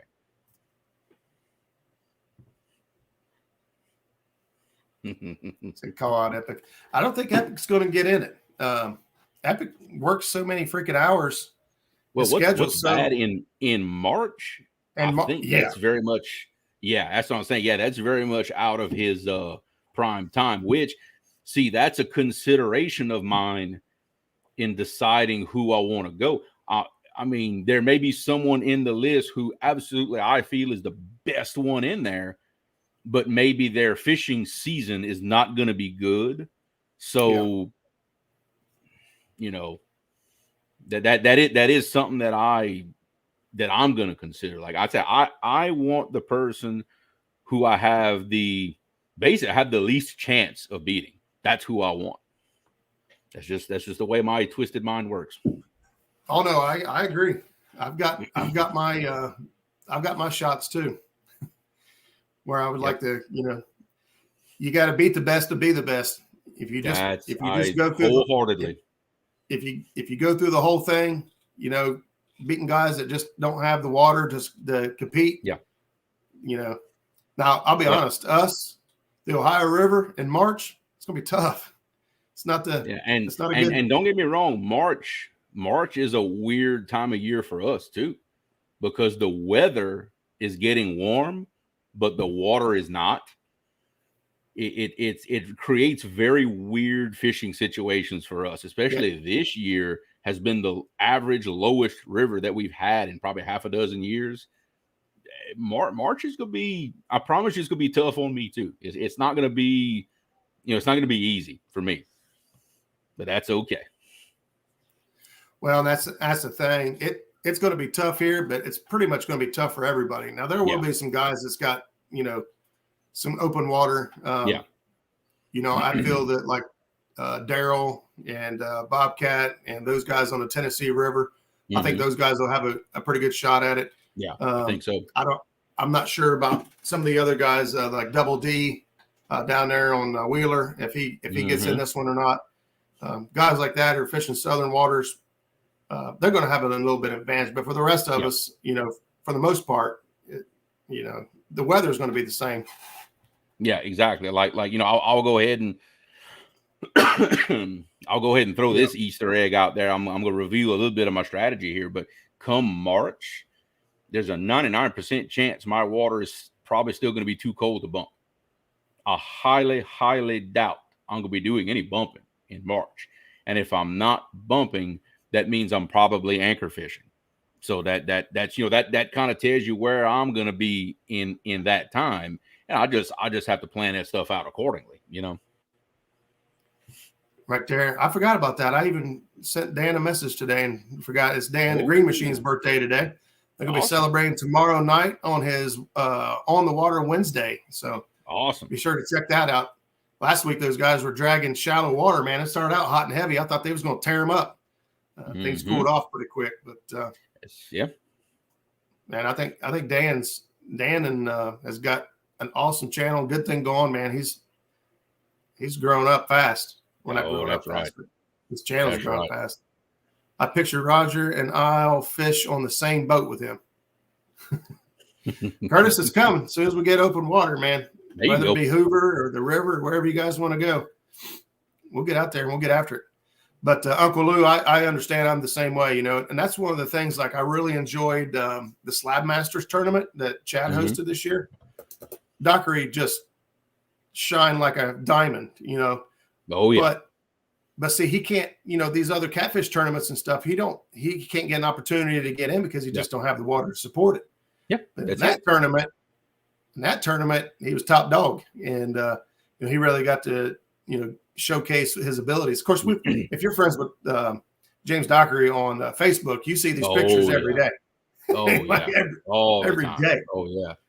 He's feeding the homeless, probably. I don't know. He could. Oh, I guarantee he catches more panfish in a week than I probably do all year. Yeah. Oh, it's crazy. That dude can flat out catch fish. But like Roger said, he just doesn't have access to big catfish waters. Yeah. But like I said, that tournament right there, I guarantee he was smiling ear to ear when he heard about it because he knew he's like, my turn now. Yeah. He did. He showed up. Let me tell you. Put everybody on notice. That way, when the next one comes around, everybody gonna know now. J Fox Hunters in the house says March is so windy here in Tennessee. Yeah, that could be a big problem. Yeah. It gets a little strategic at times. I'll be honest. There's times when I look at the wind direction and it tells me what pool of water I'm going to fish. Yeah. The river's got all these twists and turns, and I could tell. It's going to be rough water in those conditions. Fat Boy Eric, he just guaranteed himself a spot on the boat. He says, "I got the gas and the better cheddars." That's it. That's it. That's it. That's all you need right there. Somebody flipping the bill for the gas. Gas is crazy right now. I can't afford to go anywhere just yet. Like in the 320s around here at home. I don't know what it is for y'all. It's 339 here today. Yeah. What I was saying. Yep. Crazy. They said it was a 7 or 8 year high. I remember when it was 4 and some change back in 2008, 7, 8, something like that. I remember, unfortunately. Yeah, this one here, Stan said he couldn't believe they hooked a big one in less than 4 foot of water. Wow. And I try to preach this often. I know that Pontoon Jody was live there a couple weeks ago, and she was fishing where the Clinch River dumps into the Tennessee, and it was 50, 60 foot of water. But the way the water bent and came around, it came up on a flat. And I said, go check that flat because we haven't seen any bait anywhere. So let's check that flat out. And most people in chat were, going for the 50, 60 foot of water. Yeah. I said, let's go check that flat out. It was 14 foot. Boom. Bait was everywhere. Yep. They set up and, like first 2-3 minutes and they had a fish in the boat, and then they threw it back out and had another fish in the boat. And I don't remember how it ended. Actually, I had to get off there, but never rule out shallow water, even though it's cold. They got to go where the bait's at. And even if that shallow water is a half a degree or a degree warmer, that might be all it takes to get the bait to get in there. And if they go there, the fish are going to go there. So and that's one of those unique situations that I've got where I'm at, is that, the Mississippi is always going to be way colder, especially this time of year, than the water coming out of Red River.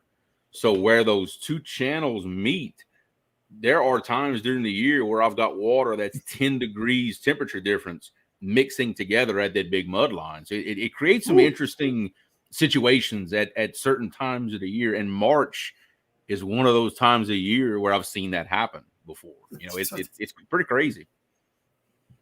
I got 127,000 in Speedway points. What? Ooh. He said free gas for me. Holy cow. Come on now. We might have a new fishing partner. Well, I know, right? That's the part that kills me. I remember paying $5.59 a gallon years ago. Oh, yeah. Yeah, we all got gouged there for a while and all that. Yep. It was a 9/11. I remember waiting in long lines and people freaking out.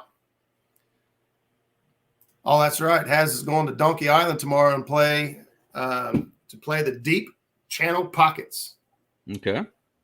So I remember last time he was out there there he is now. There's the birthday boy. What's going on, Dan? See, you mention his name. You say it 3 times.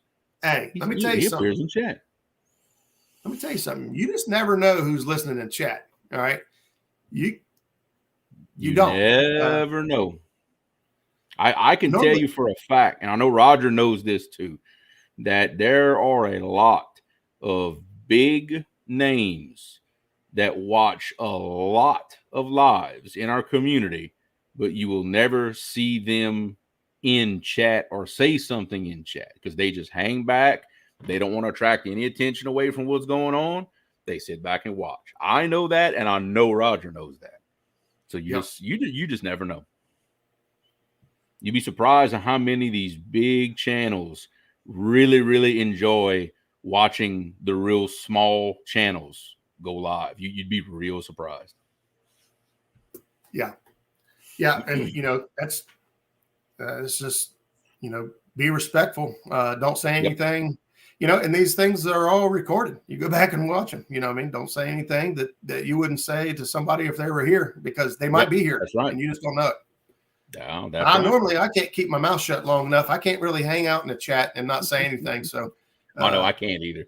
Normally I can't either. Every now and then I'll do it, but not very often. If I'm in the chat, normally the only time I listen to lives and I'm not in the chat at all is if I'm like either driving or like operating a piece of equipment, because I've just got it like I'm listening to it. I'm not even watching the screen. I will say that. There's a lot of lives I've watched that I can't chat because I'm on the road or something like that. I will say that. Epic says I just say anything.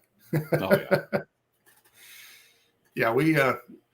I normally just can't sit and be quiet. Now every now and then I'll start out and I like to come in and say hi to everybody, but a lot of times, like right now I'm packing. I've got a couple weeks left to get moved out of this house, and so that's a pain in the butt, by the way. But But I normally come in and say hi, and then I'll just let it run on the TV, or especially if I know somebody's trying to get their watch hours. Yeah. Oh yeah, I'll do stuff like. Hey, I tell you what, the little live I did this weekend bumped me up quite a bit. So it's giving me even more motivation to do more and more lives, man. If you need watch hours, man, ain't nothing like going live. Let me tell you. Yeah. Yeah, absolutely. But let's see.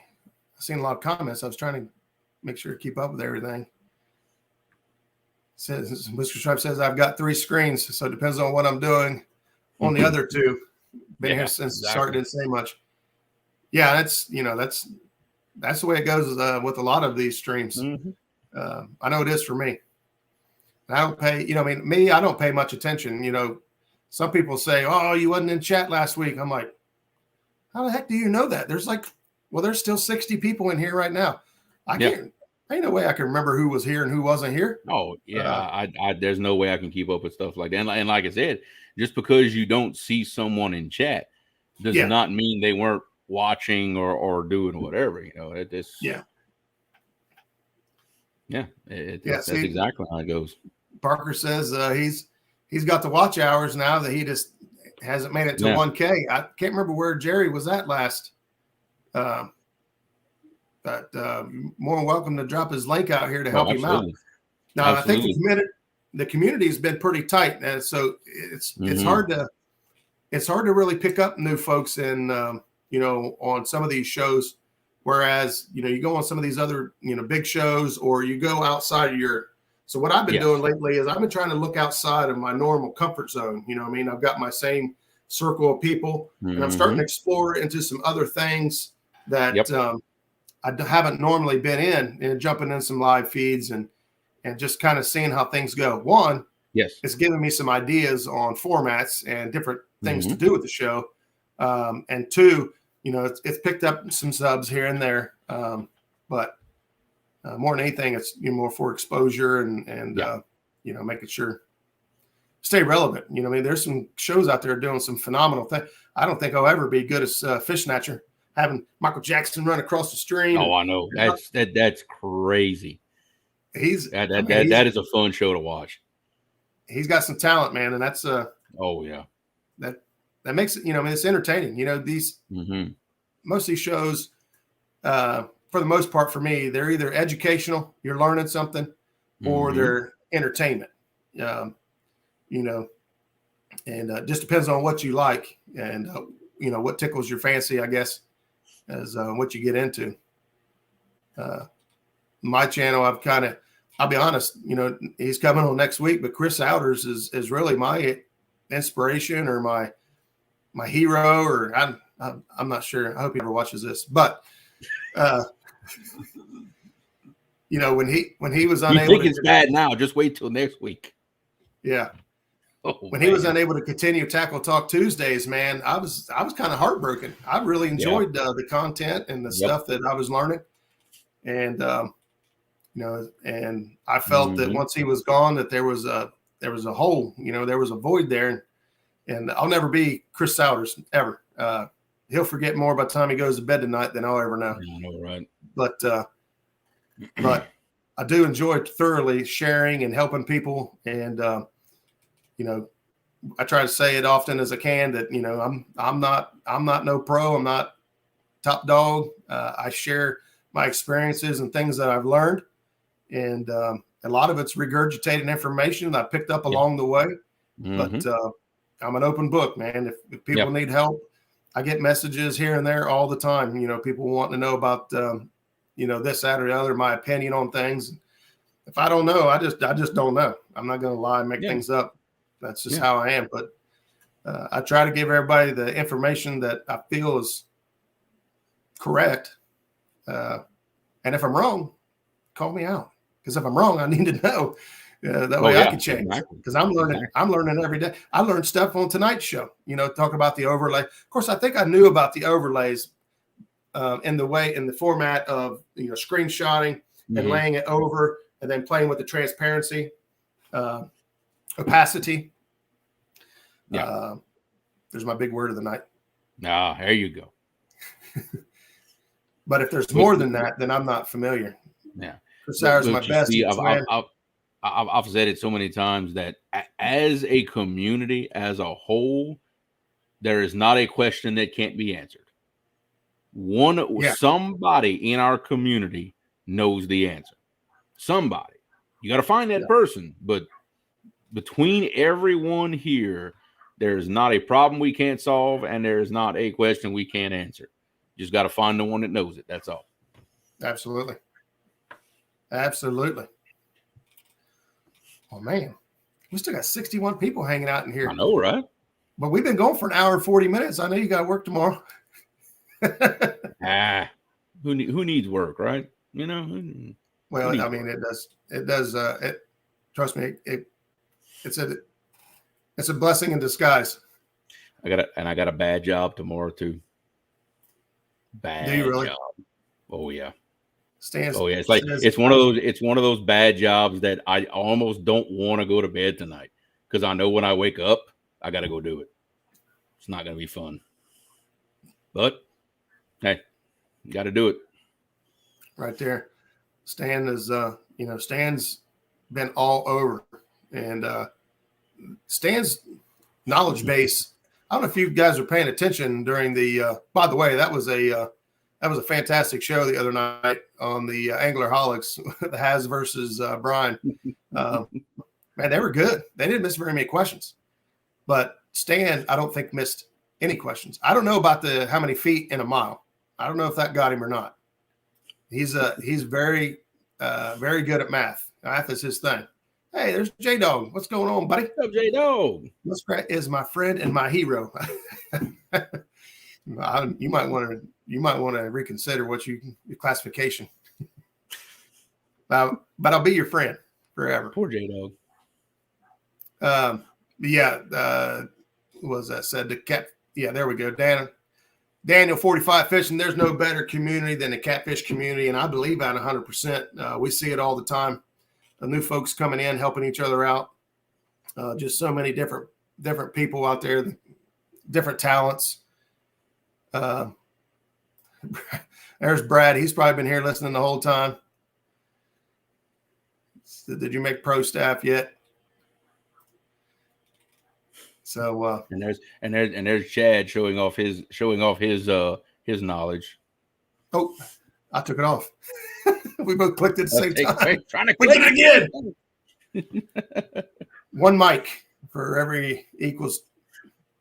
Well, his math might be good, but his spelling's horrible. Yeah. He paid more attention in math in English class, I guess. Yeah. My fat fingers, I can't hardly get anything out. If it wasn't for autocorrect, it might as well be hieroglyphics. Great game show. I knew that one. I'm trying to remember the one I didn't know. Yeah, that's what I'm saying. I took notes. I am not going up against Stan. I've been so busy here. I ain't been able to be in all the live chats. I've been trying to do some more. Like I said, I've been trying to do some of the late night stuff. There's a whole other circuit of folks that don't even start until 10, 11, 12 o'clock. Shoot, Hog Leg, he don't start till 2 a.m. Yeah. Oof. Yeah. So there's a whole circle of community out there that's the late night crew. And I've been trying to, I'm not normally a late night person, but I've been trying to stay up every now and then just to get, Brian, I did not know at all. No. What? How many feet in a mile? Yeah. Did you know? Well, I've been a surveyor for 22 years, so I retain stuff like that. I can tell you how many feet in a mile, how many yards in a mile, how many square feet in an acre, what the perimeter distance is on an acre. I can go on for days, but yeah, I digress. Yeah, I got you. Yeah, I did not know. Matter of fact, both Brian and Has would have beat me all the way through that show because there was questions they knew the answers to that I did not. So I need to get paired up against somebody who's Don R. If you take 5280, Don R. If you take 5280 and divide it by 16, you will have that answer. I don't know off the top of my head, but I know that's how you get the answer because there's 16 feet in a rod. About that. Woo! That's a very old surveying unit of measure right there, a rod. That's like back in the 50s. No kidding. I didn't even know what it meant. I thought we were talking about fishing rods. Yeah, nope. There's 16 feet in a rod. Math was never my strong suit. I remember now, my third grade teacher, Miss Tuccinardi. She said, "You're not always going to have a calculator, Roger." Oh, yeah? How about now? Boom. Miss Tuccinardi. Boom. Got a calculator everywhere I go. It's like you've seen those memes. Like, yep, my teacher said I'd never make a living staring out of a window. See a guy sitting in a seat of a track hoe. Joke's on you. Yeah. Yeah, no kidding. rods and pull and chain. Yeah, there used to be that's actually how the word knots, when you're talking about like nautical distances, and they talk about how many knots. That's because they used to tie rope in the knot, or tie a knot in the rope. Yeah, I can't remember what the distance was in between, but that's how they measured the distance, by how many knots there was, and that's where the terminology knot came from. Yep, that's right.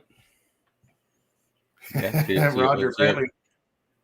See up there, he was talking about, rods and pulling chains and stuff. That's all old units of measure right there. A chain back in the day, it was 66 feet. That was a chain.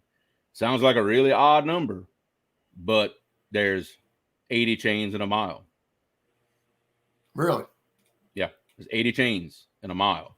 And there's many other that I'm not going to get into. Many other measurements that come out to even numbers of chains, because it's 66 feet. It's a very useful thing. Good night, John Patrick. Thanks for hanging out. So you learn all kinds of stuff on the Muskrat and Creole show. Hey, you just never know. You just never know what you're going to get. You never know. Yeah, you might not want to know, but let's see. We have experience measuring fish in Uncle Lou rods. Yeah, there you go. That's how they measure the S word. Oh, you almost did it. I don't know if I have to pay the $2.22 to myself. Yeah, I know, right? But just put that one in the tip jar. It'll be all right. Yeah, we got a tip jar. We got a couple tips tonight. It was awesome. Awesome. Yes. That's always a good thing. Dan Green Machine, he doesn't drop the S word. 6 feet. 6 feet and a fathom. Yes. Yeah. Yep. I didn't because know that was the average distance of the average man with his arms spread from fingertip to fingertip. 6 feet. Huh. Couldn't even fathom it. Oh. That was a good one. That was a good one. I like that one. Yeah. Yep, because they used to build ships that way, hundreds and hundreds of years ago. The same guy. You don't use different guys for this, but the same guy would literally spread his arms, and he'd lay against the side of the ship, and he'd mark from fingertip to fingertip. That's how they'd measure and build those old wooden ships, a long time ago. No kidding.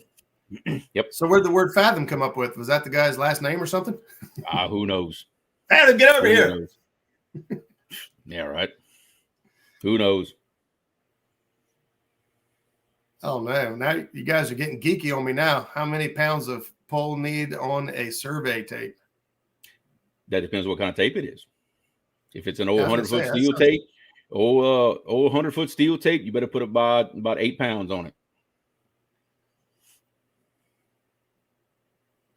I think this has turned into a Creole quiz here. It seems like.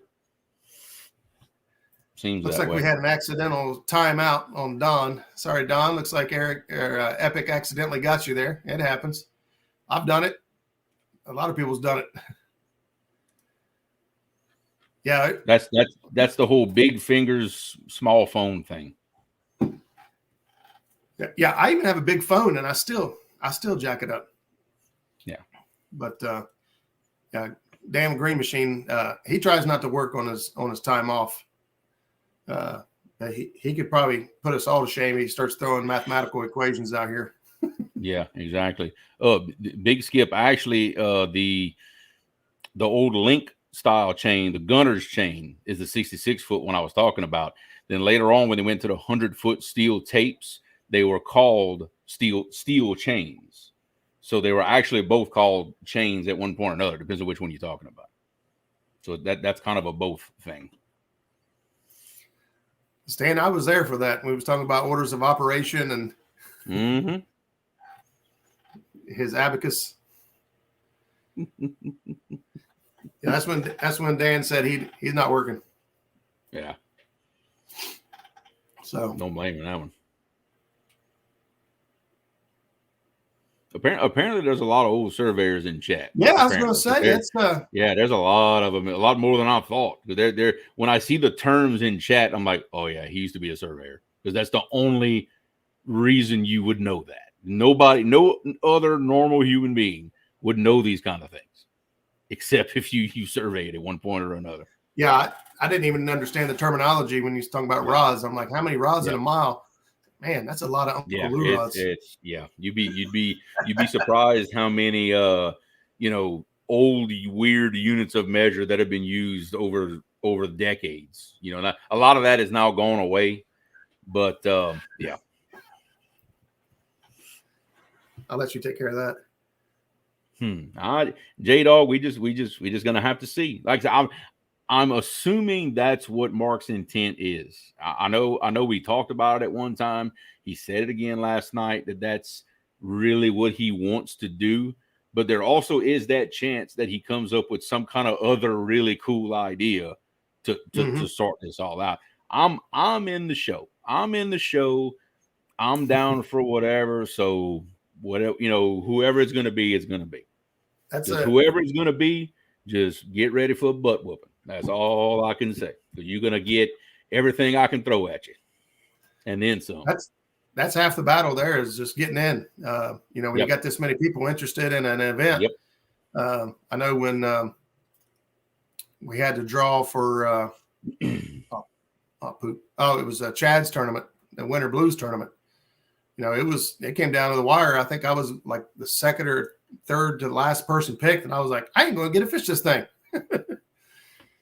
I tell you what, I was really convinced that I wasn't going to get in it, because I was the last pick, and I said to myself, if I don't get picked, nobody's going to call me out. So I said, if I don't get picked, I ain't getting in this. And I was the last pick. I was sitting in that cabin 150 miles from home, at work. I was like, yes. And my roommate's like, what are you doing? What is wrong with you? What? I'm like, shut up. I got to go live. Shut up. Crazy. I think Eric's got Tourette's. He just starts yelling bacon. That's Mark's show. Yeah. That's Mark's show. We're better cheddars here. That's Mark's show. But bacon is still awesome. Yeah, I actually was looking for a sizzle sound, like frying. Oh, yeah. But none of them sounded like anything real, because I was going to do the better cheddar sizzling, popping and sizzling on a grill. You just got to record you one. That's all. I'm just going to have to go make my own. But I would think the opportunity would come up for you to record that sound, because any day we go fishing. It's funny because people always ask, don't you get tired of eating them things? No. Apparently not. No. That's my favorite is the Johnsonville sells the little Italian sausages. Oh baby, those are good. Jimmy says, are you going to be at the fishing expo at the fairgrounds in Columbus this weekend? Jimmy, I hadn't quite made up my mind, but man, there are so many people. Looks like it's going to be there. I'm leaning towards going ahead and going, to be honest with you. Boom, we got $3 super sticker from Don R. Boom. Oh,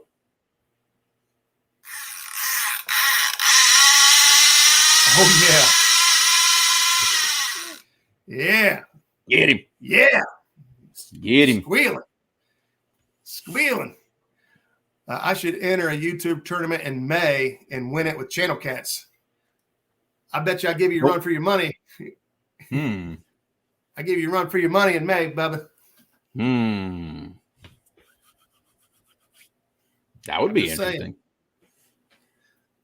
I'm just saying. We got Channel Cats. Sandusky Bay. That's one thing we don't have many of here is Channel Cats. The few we have are small. I don't even know what my PB channel is. It's like 2-3 pounds, maybe. I don't even know. Sunfish Assassin, what's going on, buddy? Thanks for stopping in. See now you're catching the educational, but nothing to do with catfishing part of the show. Yeah, we don't care if it's you don't all have to be fishing. Nah, not at all. Lyle said he'd be happy just to get in at this point. And Freddie said I was left out the last 1v1 in the corner for 2 days because I didn't get in. I didn't get in on that one either. Yeah. I know for a fact that before Mark's show went off of air, he already had 18 emails.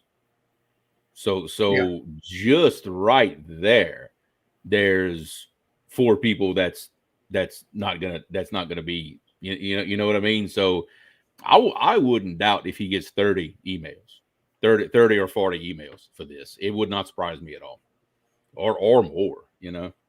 There's another one that could give a run for your money on Channel Cats, Uncle Lou.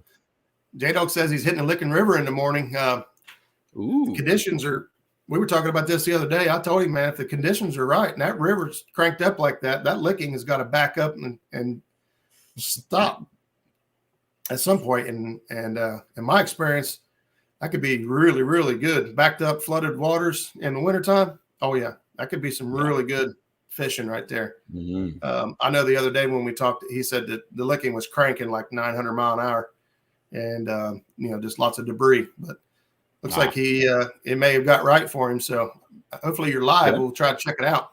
Yeah. 20 fish limit on Channel Cats. I wouldn't stop at 20. You got to go higher than that. Interesting. Got to have Lyle says I'm in on that in May. Looks like we need a Channel Cat tournament in May. I'll help y'all host it. That's about all I can contribute to that one. I tell you that, right? Unless y'all let me fish that stock pond over here in my front yard, I can't do nothing with Channel Cats. Yeah. And then ain't many of them in there. Epic says top 10 Channel Cats will be 100 to 120 pounds on a good day. That's a good bag of fish, right? That's a good average. I can. It's 10 to 12 pound average on each. That's pretty good. That's about our average. We catch a lot of them in the 15 to 20 pound range too. Now I haven't fished there in May. I'm just puffing chest here. I know in the summer and fall, I'm just assuming that spring's going to have the big females in there and they'd be even better. 50 fish. Well, that would be that would be an interesting 1 versus 1 now, wouldn't it? That would be something. But I don't want to leave everybody else at. Kind of like Lyle says I'll be at Mendota. We don't poke. I don't know if we want to make a tournament on the Mendota weekend. Ooh. That'd be stupid. Them guys catching 30-pound Channel Cats up there. I know that's just so. I saw it. I saw the guys go live, and I saw the pictures, and I still can't put it in my mind that Channel Cats get that big. That's so foreign to me. Yeah, it is kind of crazy. Yeah, it is absolutely crazy. I caught a 21 or 22 last year up at Hoover, and that was pretty big. My pictures are terrible because I doubled up. I caught I think it's a 21 something and a 13. Yeah, and I'm holding them both side by side. Neither one of them look like they should have, but that's all right. Jesus. I know what they weighed. Yeah, man, I would be more surprised by a 5-pound Channel Cat here than I would be a 60-pound blue. No, a 5-pound Channel Cat here, like actually in the river, that is a massive Channel Cat. It's our J-Dogs on. You've got such a high, concentration of blues. Yeah. Same thing happened up here on Hoover. Now, Hoover used to have their Channel Cats there used to be really big, and they started stocking the blues there 10 years ago, 10 years ago. And now the Channel Cats are gotten smaller and smaller because the blue cats eat them. Yeah, they can't compete with them, Well, they eat them and the same. Yeah, I don't know, man. Daggone Hoover has this population of shad is unreal. It is really. Oh, Yeah, it is unreal. And it's not a big lake, honestly, but it's crazy. The food is there for them. So if you got the food, you got the fish. That's one of the things they say, you know, why those blues are growing at the rate they're growing. I don't know I don't know if this is just our area or if this is the average. Epic might be able to answer this, but I think I maybe said it before, but on average, they said that the blue cats in our area anyway grow about 2.5 pounds a year. Ooh. And up there, they grow 4.5 pounds a year. So double. Wow. Double the growth rate. And that's an average. So that means there's fish growing 5.5, maybe 6 pounds a year. And they've been in there 10 years. So we're looking at 50-pound plus fish. Wow.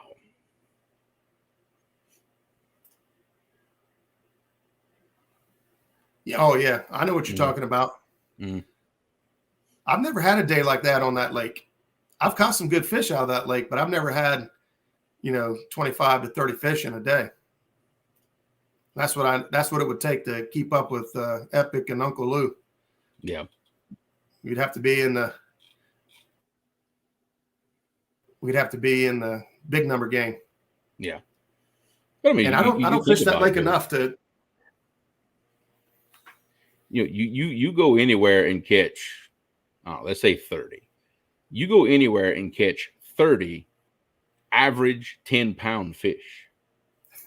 Dude, you regardless of species, to be honest with you, that is a heck of a day of fishing, and you are going to be done. You ain't going to be able to pick the rod up after all of that. Nope.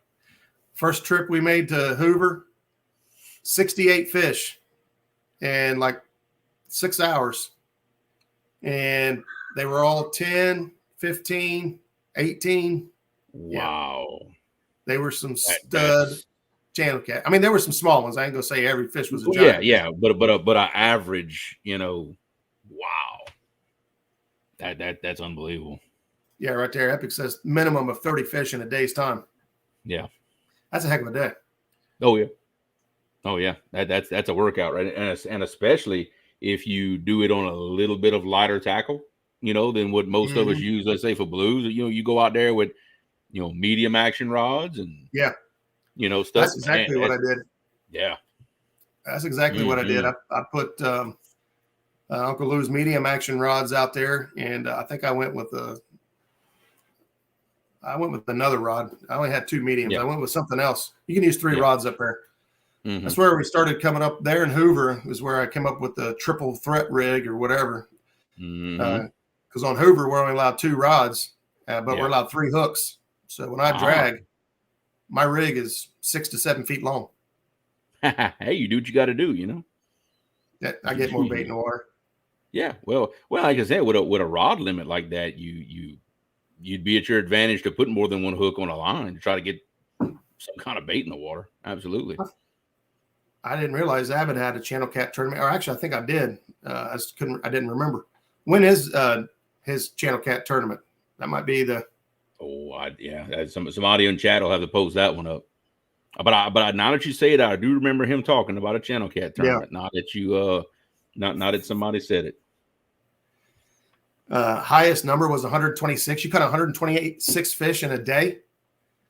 Holy crap! Yeah, I may wanted to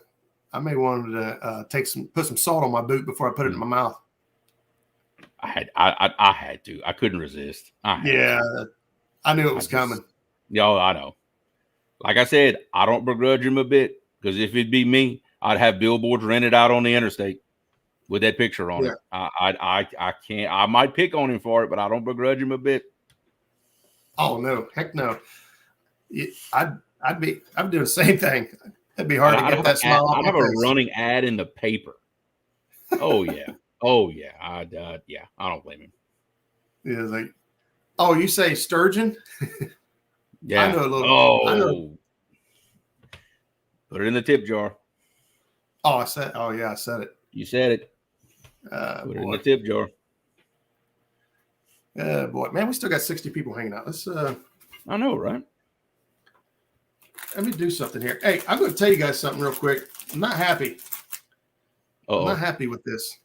But I ordered some stickers from Sticker Mule and another company on there, and they turned out way small, but they look cool.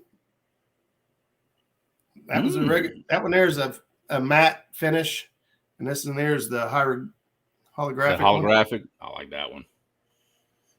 So let's give these away. That's what I'm talking about right there. We're going to do 2 of them. Even though he's not here,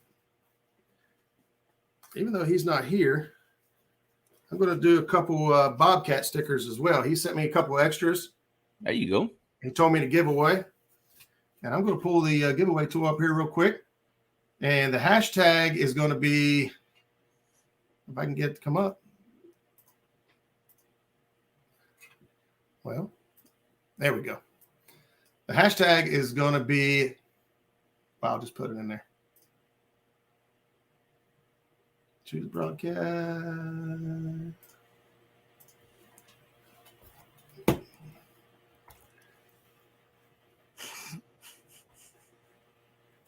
What is it? Marketing at its finest. I posted a comment from Stan. Stan 3 made shirts on our Teespring account that says, in quotes, "I survived the sturgeon story." That's awesome. All right, here we go. Oh, yes. Team Better Chatters for a couple Muskrat stickers. Got to represent, baby. Muskrat stickers. Oh, wait, you misspelled cheddars there, Roger. Oh man, I did. You put better ketters. We'll get better ketters. Man, I even looked at it again. You're fired. You're fired. Man, Jeremy's going to take over the show now. Everybody's putting it in like that. So, hey, roll with it. Y'all just be sure to leave the H off of cheddars. Yep. Team Better Ketters. We'll see who's paying attention. I can't believe I did that. Hey, it took me a minute or two of staring at it to realize you did it. Brian said, there goes his sponsorship. Yeah, that's it. There it goes. I should have just put hashtag Johnsonville. There you go. Hey, if you know what, if we'd be perfect, we'd make more money. Yeah, that's a good way of putting it. There you go. That's what I say at work all the time. Whenever we, really just mess something up bad, like, you know what, if we'd be perfect, we'd make more money. Yeah. So I'm gonna end up giving these stickers away. What am I gonna do with all these stickers? Even though they're small, but then Bobcat. I know he's getting kind of busy now because the cat's out the bag. But Bobcat makes these own stickers and decals, and they look good and they're good quality. They got a good feel to them. So Bob over at Bobcat Outdoors, not only is it good quality and stuff, you're supporting somebody in the catfish community, and that means more to me than anything. And absolutely, these big companies, they can get their prices down, but then you get stuff like this, small. Yep. But you know where that sticker would look good though?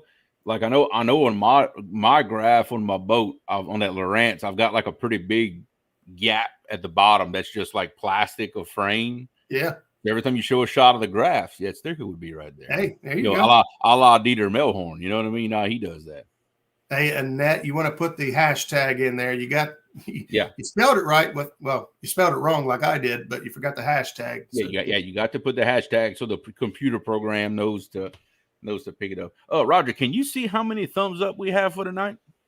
I can't see it on my screen. I can if I... Or maybe I can and I don't know how. How about that? Well, that's possible. I'm sure somebody in chat will tell us before I even get pulled up. We've got 76 thumbs up. 76. Awesome.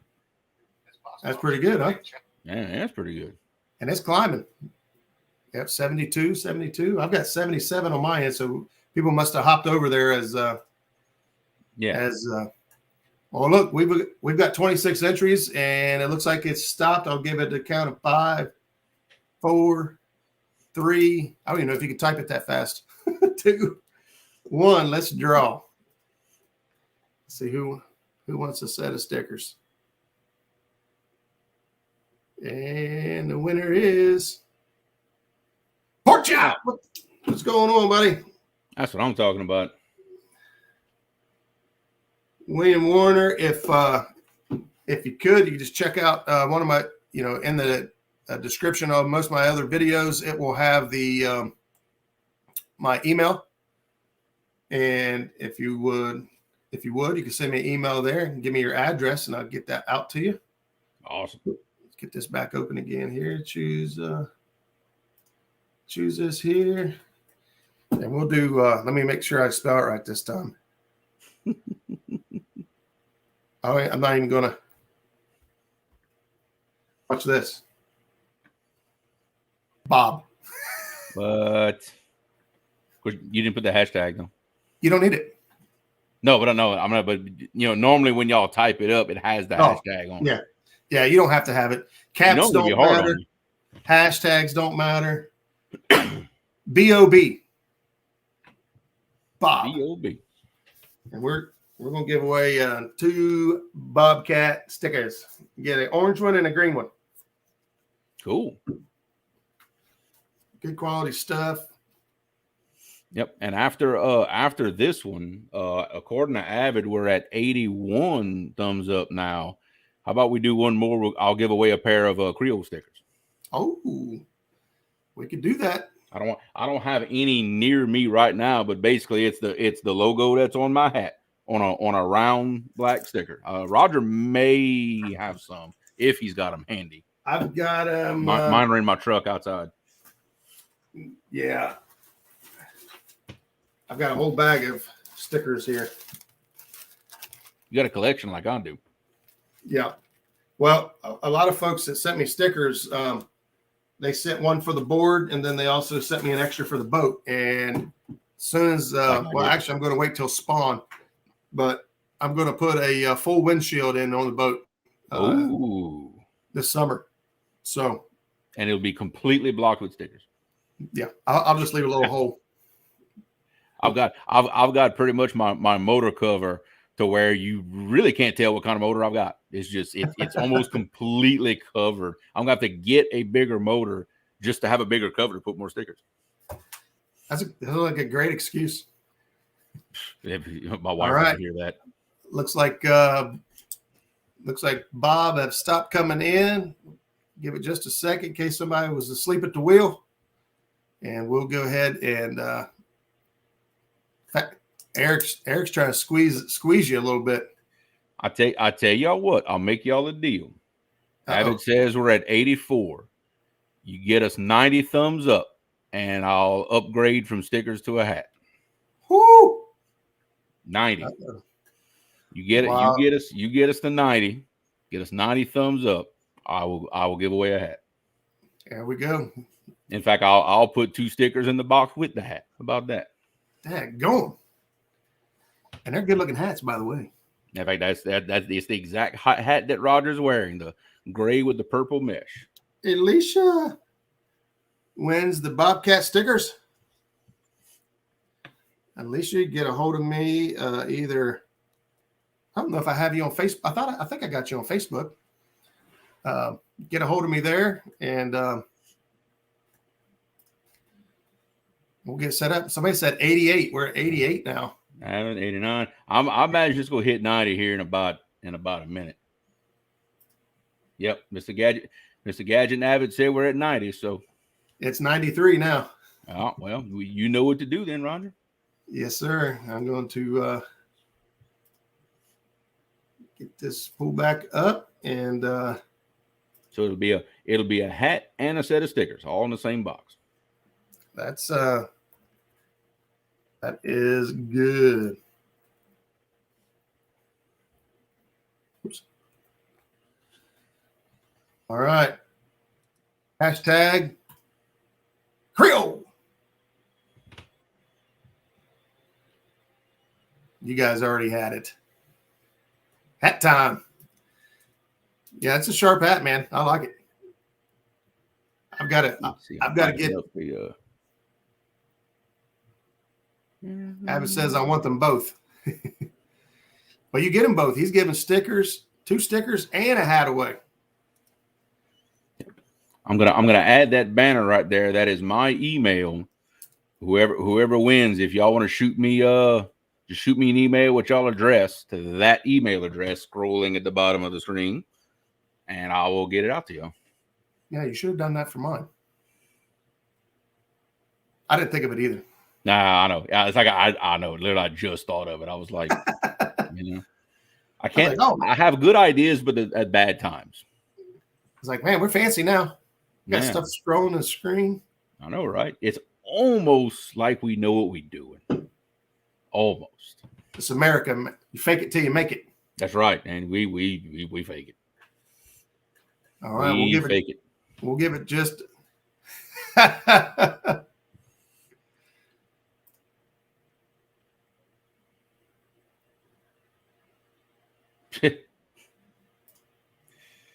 Oh, Freddie. There we go. Did he spell my name correct? Yeah, he did. He did spell it right. Well, it's not, my channel name, not my name, but yeah, you got it right. You can't spell that, and I don't, I don't. Well, don't put anything past me. Looks like Terry Lane, last one in so far, sitting at 42 out of 59. Yeah, for those that don't know, Creole is what I am. Nothing to do with my name, but I am by definition Creole, French descent, born in the U.S. There it is. Yep. I am, according to my father-in-law, a muskrat. Could you just like to run up and down the bank like an old muskrat? I remember you telling that story. That's what he said. It's not the most glorious animal to name yourself after. I'll tell you that. There's a lot cooler. There's a lot cooler animals I would rather be called. But what's the fun in that? Yeah, because he gave it to me. I was like, I'm keeping it. Yeah. Oh, and you're stuck with it now. There ain't no getting away from that. All right, we've been stuck at 42. I'm going to go ahead and pull it back up here on the screen. I'm going to let her rip, Tater Chip. How's that? Let her rip. Let's see who I'm sending a hat to. Oh, I seen David Smith. Heck yeah. Well, David Smith, you see my email rolling at the bottom of the screen. Just shoot me an email with your address, and I will get that out to you probably the next couple of days. I should be able to get it out pretty quick. Heck yeah. That is awesome. Thanks, Jeremy, for doing that. And see, Abbott said we got 5 more thumbs up to hit 100. Wow. Some of y'all been holding out. I should have set my goals a little higher for the hat, I guess. Apparently. I shot it a little low, but that's okay. Ain't nothing wrong with that. Yeah, that's all right. Nothing I wrong see with Clearview Outdoors still in there. He's been listening the whole time. See, that's the thing you got to be careful of. You get in these live streams and you think somebody's not there. Just because they ain't typing don't mean they ain't.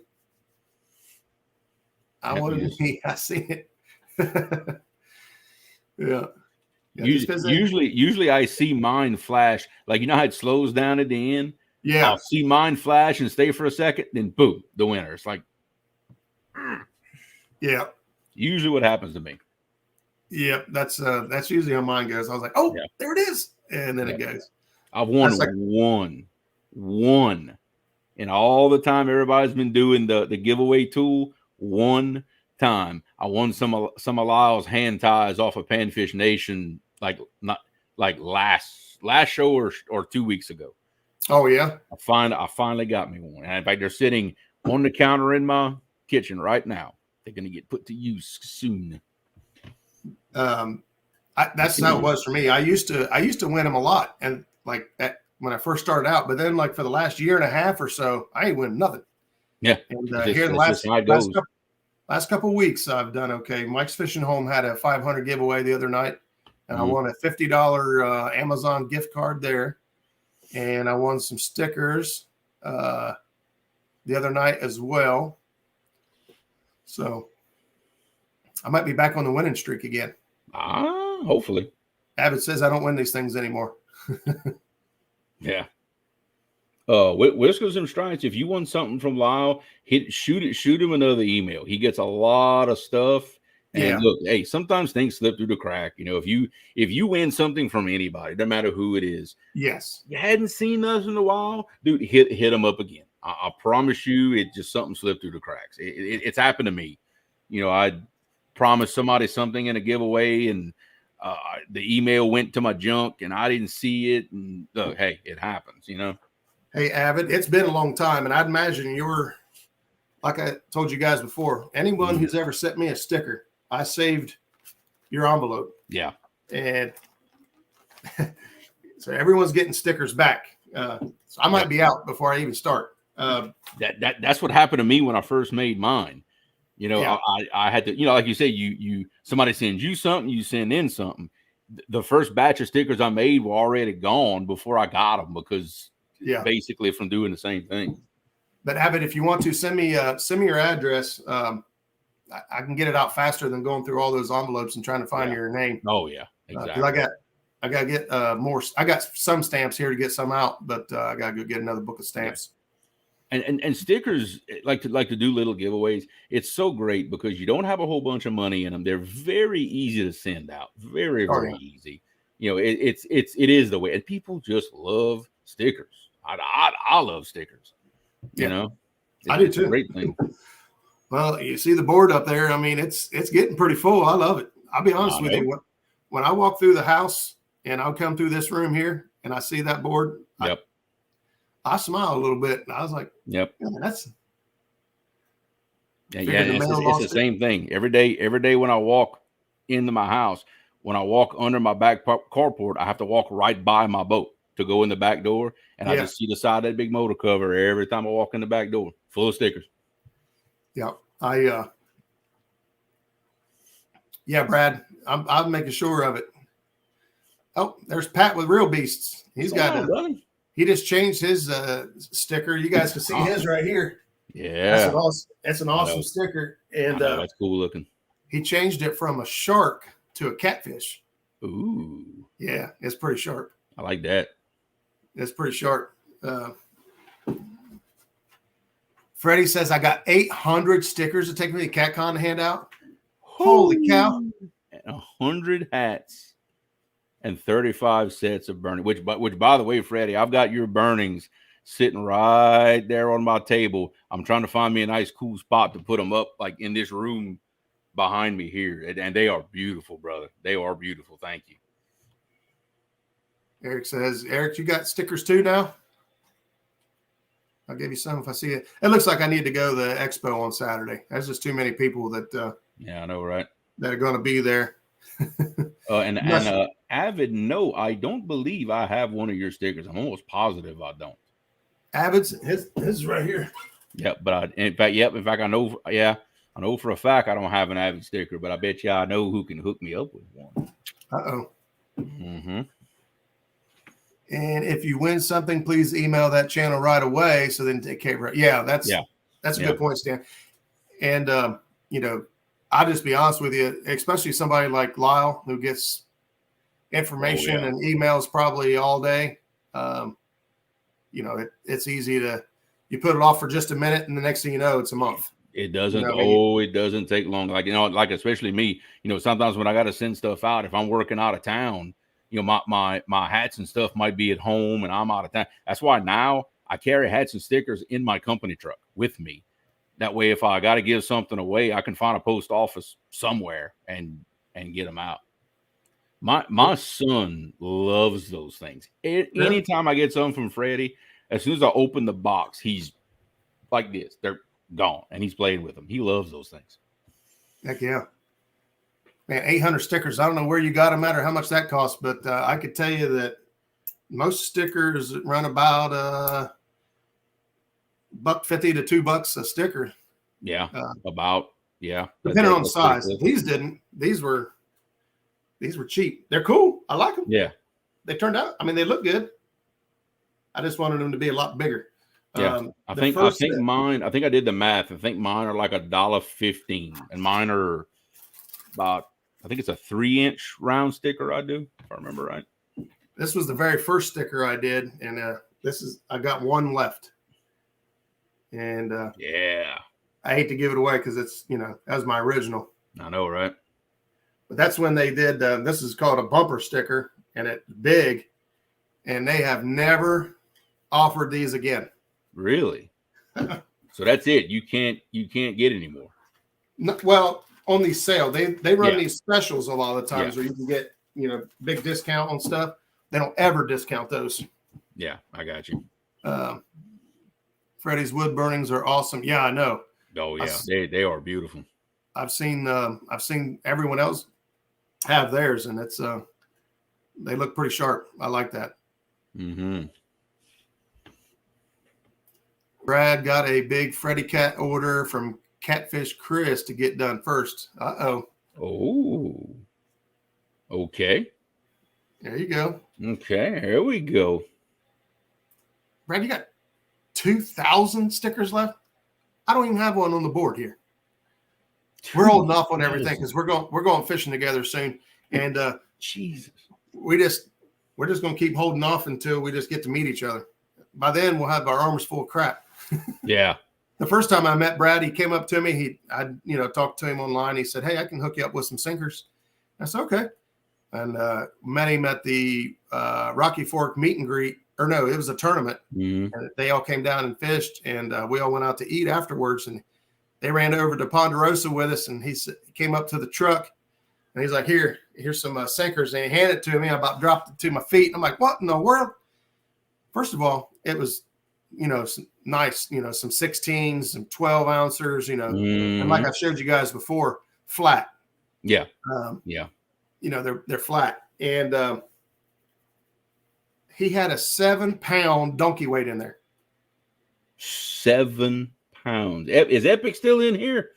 I want him to hear that. I don't think so. He don't. 7 pounds. 7-pound donkey weight. I was like, that's an anchor for some people. Yes, that's an anchor.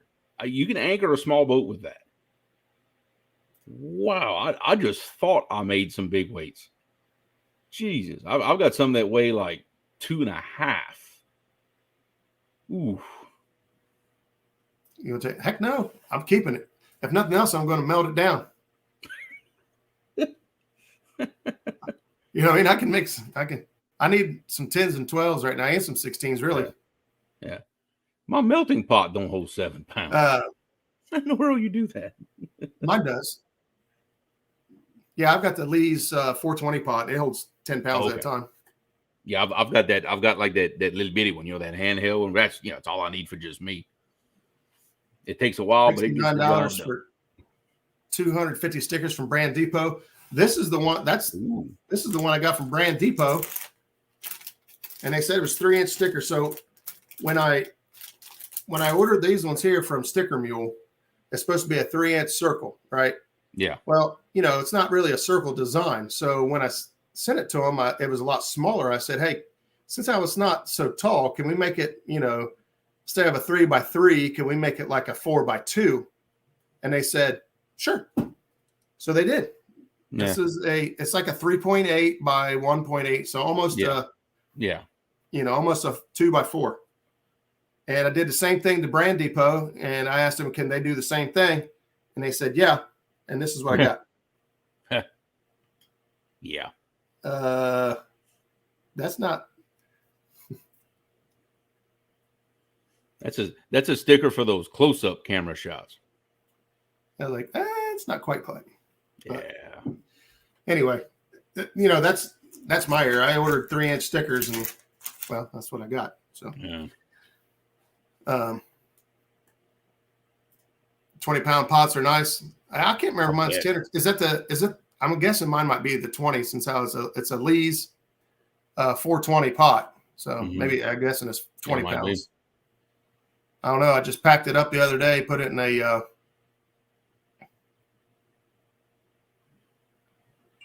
what? 2,500 stickers from Print Runner, $54. Are they laminated, like UV protected and all that stuff? Yeah. Because I've got some other people's stickers that I could tell right now that once they got out in the weather, they wouldn't last very long. That's the bumper sticker I showed you a minute ago. I've had it on my truck for 2 years. and it still looks new. And it's outside. I don't park my truck in the garage. I got crap in there. Big shout out to Catfish Chris. He found out we had 1 Ton, 9 and Freddie here fishing the James with us. And Dan, he found out it was Freddie's 21st and took us all out to dinner. Heck yeah. You know, no matter what, I keep hearing good stuff about Chris. You know what I mean? That's awesome, especially when it's a big company like that, that, you know, goes out of their way to help people and being part of the community. I think is a bigger saying about their care and support for the community than, you know, just about anything. Yeah, absolutely. And in fact, I had a box today under the back carport from Chris from Catfish.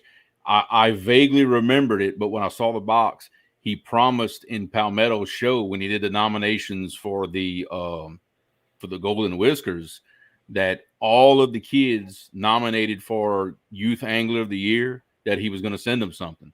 And sure enough, got a box this afternoon with one of his hats and a handwritten note to my son Gabe. That right there, the hat is awesome, but that handwritten note, that was awesome. Yeah, he actually volunteered for the Catfishing for Kids tournament to donate hats for prizes for the kids.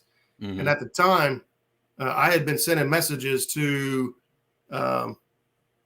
either it might have been his account or Facebook account, but I was sending messages to, and they weren't getting to him.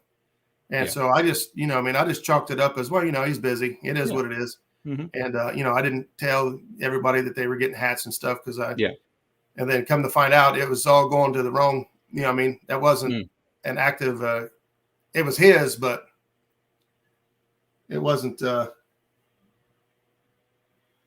at that. Here, dropping the boom, pow, click, pop, jack, jack. Yeah, I didn't know what all to put in there when I added those emojis and stuff. So I come up with some different ones. Actually, John Parker helped design those. I sent him some ideas and some different things I thought I'd want in there. But thanks, Eric, for being part of the crew. And I got your. I'll end up. Ooh, get rid of that.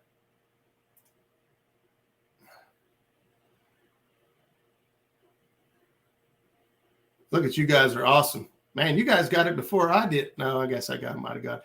You guys got it just as fast as I did. And see, there's a time delay from when it shows up here and where it gets to YouTube. You guys are fast. Yeah. I thought I had it. Brad said Chris is a good dude. Abbott said he sent you a message. Yep. I heard my phone go off. Chris got a set of burning stickers, Freddy Cat. And the Bammy said, make me a bunch of Freddy Cats. So, yeah, networking at its finest. Yep. And he gave us hats, too. Heck yeah, man. That's awesome. Yeah, there you go. Jody did a giveaway with a handwritten note. I was more surprised with the note than the box of goodies. Yeah. Yep, there we go. Whiskers and Stripes, dropping the emojis. Beat you, Roger. Yeah, Avid, you was on it, man. Well, listen, buddy, I know you're tired. You got to go to work in the morning. You know how we are. We could sit here and do this all night. Oh, I know. I could do this till 6 a.m. Yeah. Oh yeah, I guarantee you. But, it never. I had an interesting conversation with my wife last night about that. You know, I was listening to live shows and all this stuff, and she just she's like, y'all don't run out of stuff to talk about. She said, y'all are, you know, she said to me, you know, y'all talk kind of about the same subjects and things like that. I said, no. I said, we could talk 24/7, you know, talk about everybody in general, you know, not just me and you, but everybody in general. I said, you know, to us, sometimes it sounds like the same subjects, but there's those details, there's those tidbits, there's those little nuggets of information that get shared. And that's why we all hang around, listen to the shows, talk with each other, everything, because you may hear someone talk for an hour, but there might be one sentence in there that just boom, that just hits you like, that's it. And I know that's why I hang around in the chats is for things like that. That one little piece. Yes. That's all it takes. Brett said he got an awesome handwritten note from Dink Over Stink. Actually, back when I got those bumper stickers, I got 50 of them. I got a couple left. So I handed some out to my friends and stuff. So there's probably 30 to 40 out there floating around. And every single one of those that went out had a note in it. Yeah. I would do handwritten notes, but nobody would ever be able to read them. My handwriting is so horrible. If anybody has ever gotten anything from the mail from me and saw how I handwrite the addresses, that's why. You know why I don't do handwritten. My handwriting is so bad. I am living proof. You know the old saying, if you have horrible handwriting, you're supposed to be really smart. I am proof that is garbage. That is no, because I would be a genius if that'd be the case. No. Thank you, Stan. Hey, help our appreciate brother out.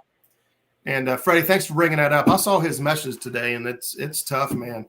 Mr. John Parker, feeling pretty down as his sight continues to worsen, and struggling with depression, and I couldn't imagine.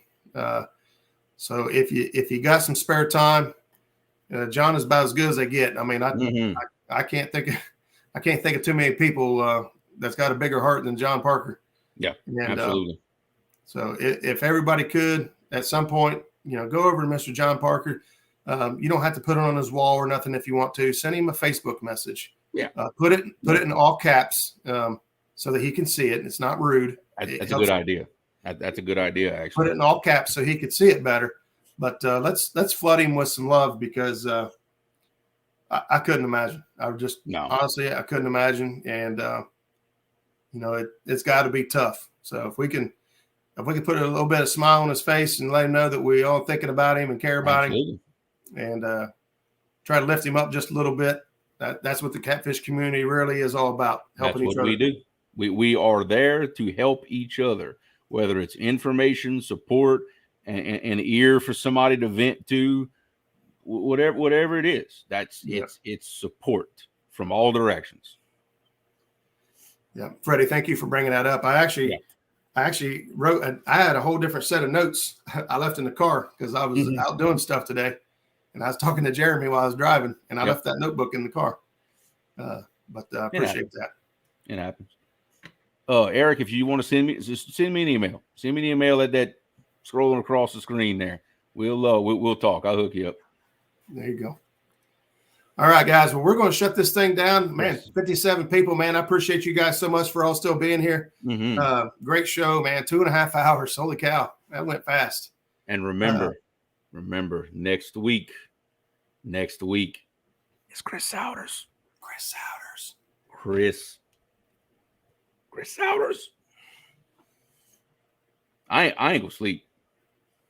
It's gonna be a good one, man. He's good. Hopefully you guys are pumped up as we are. Have some questions ready. Something you haven't got answered anywhere else. A question that is like, man, nobody seems to be able to answer this for me, or I've been wondering about this, but haven't asked it yet. Now I gave him the option today. We actually talked today on the phone. I said, hey, it's totally up to you. We can just open this up for a Q&A session. We could try to do that. I said, but if you got a topic that you're passionate about and you want to, there's a topic you really want to dig into detail. Creole and I have talked about these series called deep dives. Tonight wasn't a deep dive. This was an overall, we could do a deep dive later on. Yeah. And we really, most likely will. Yeah. And we have, some subjects in mind for deep dive nights, but I just like seeing that no matter what. I know. Warm as my heart. There we go. Better Cheddar. We're watching the Better Cheddar Network. It can get much better than that. Nope. So if you guys got, topics or things you'd like for us to dive deep into, we may not be experts, but we got friends in low places and we can ask around and dig stuff out for you. And if we can't figure it out, I'll go try to get the person themselves to come on here and we will find the answer one way or another. Yep. So, hey, thanks again, everybody. We'll see you guys next Tuesday night. Same cat time, same cat channel. Peace. Bon pêcher, everybody. Bon pêcher.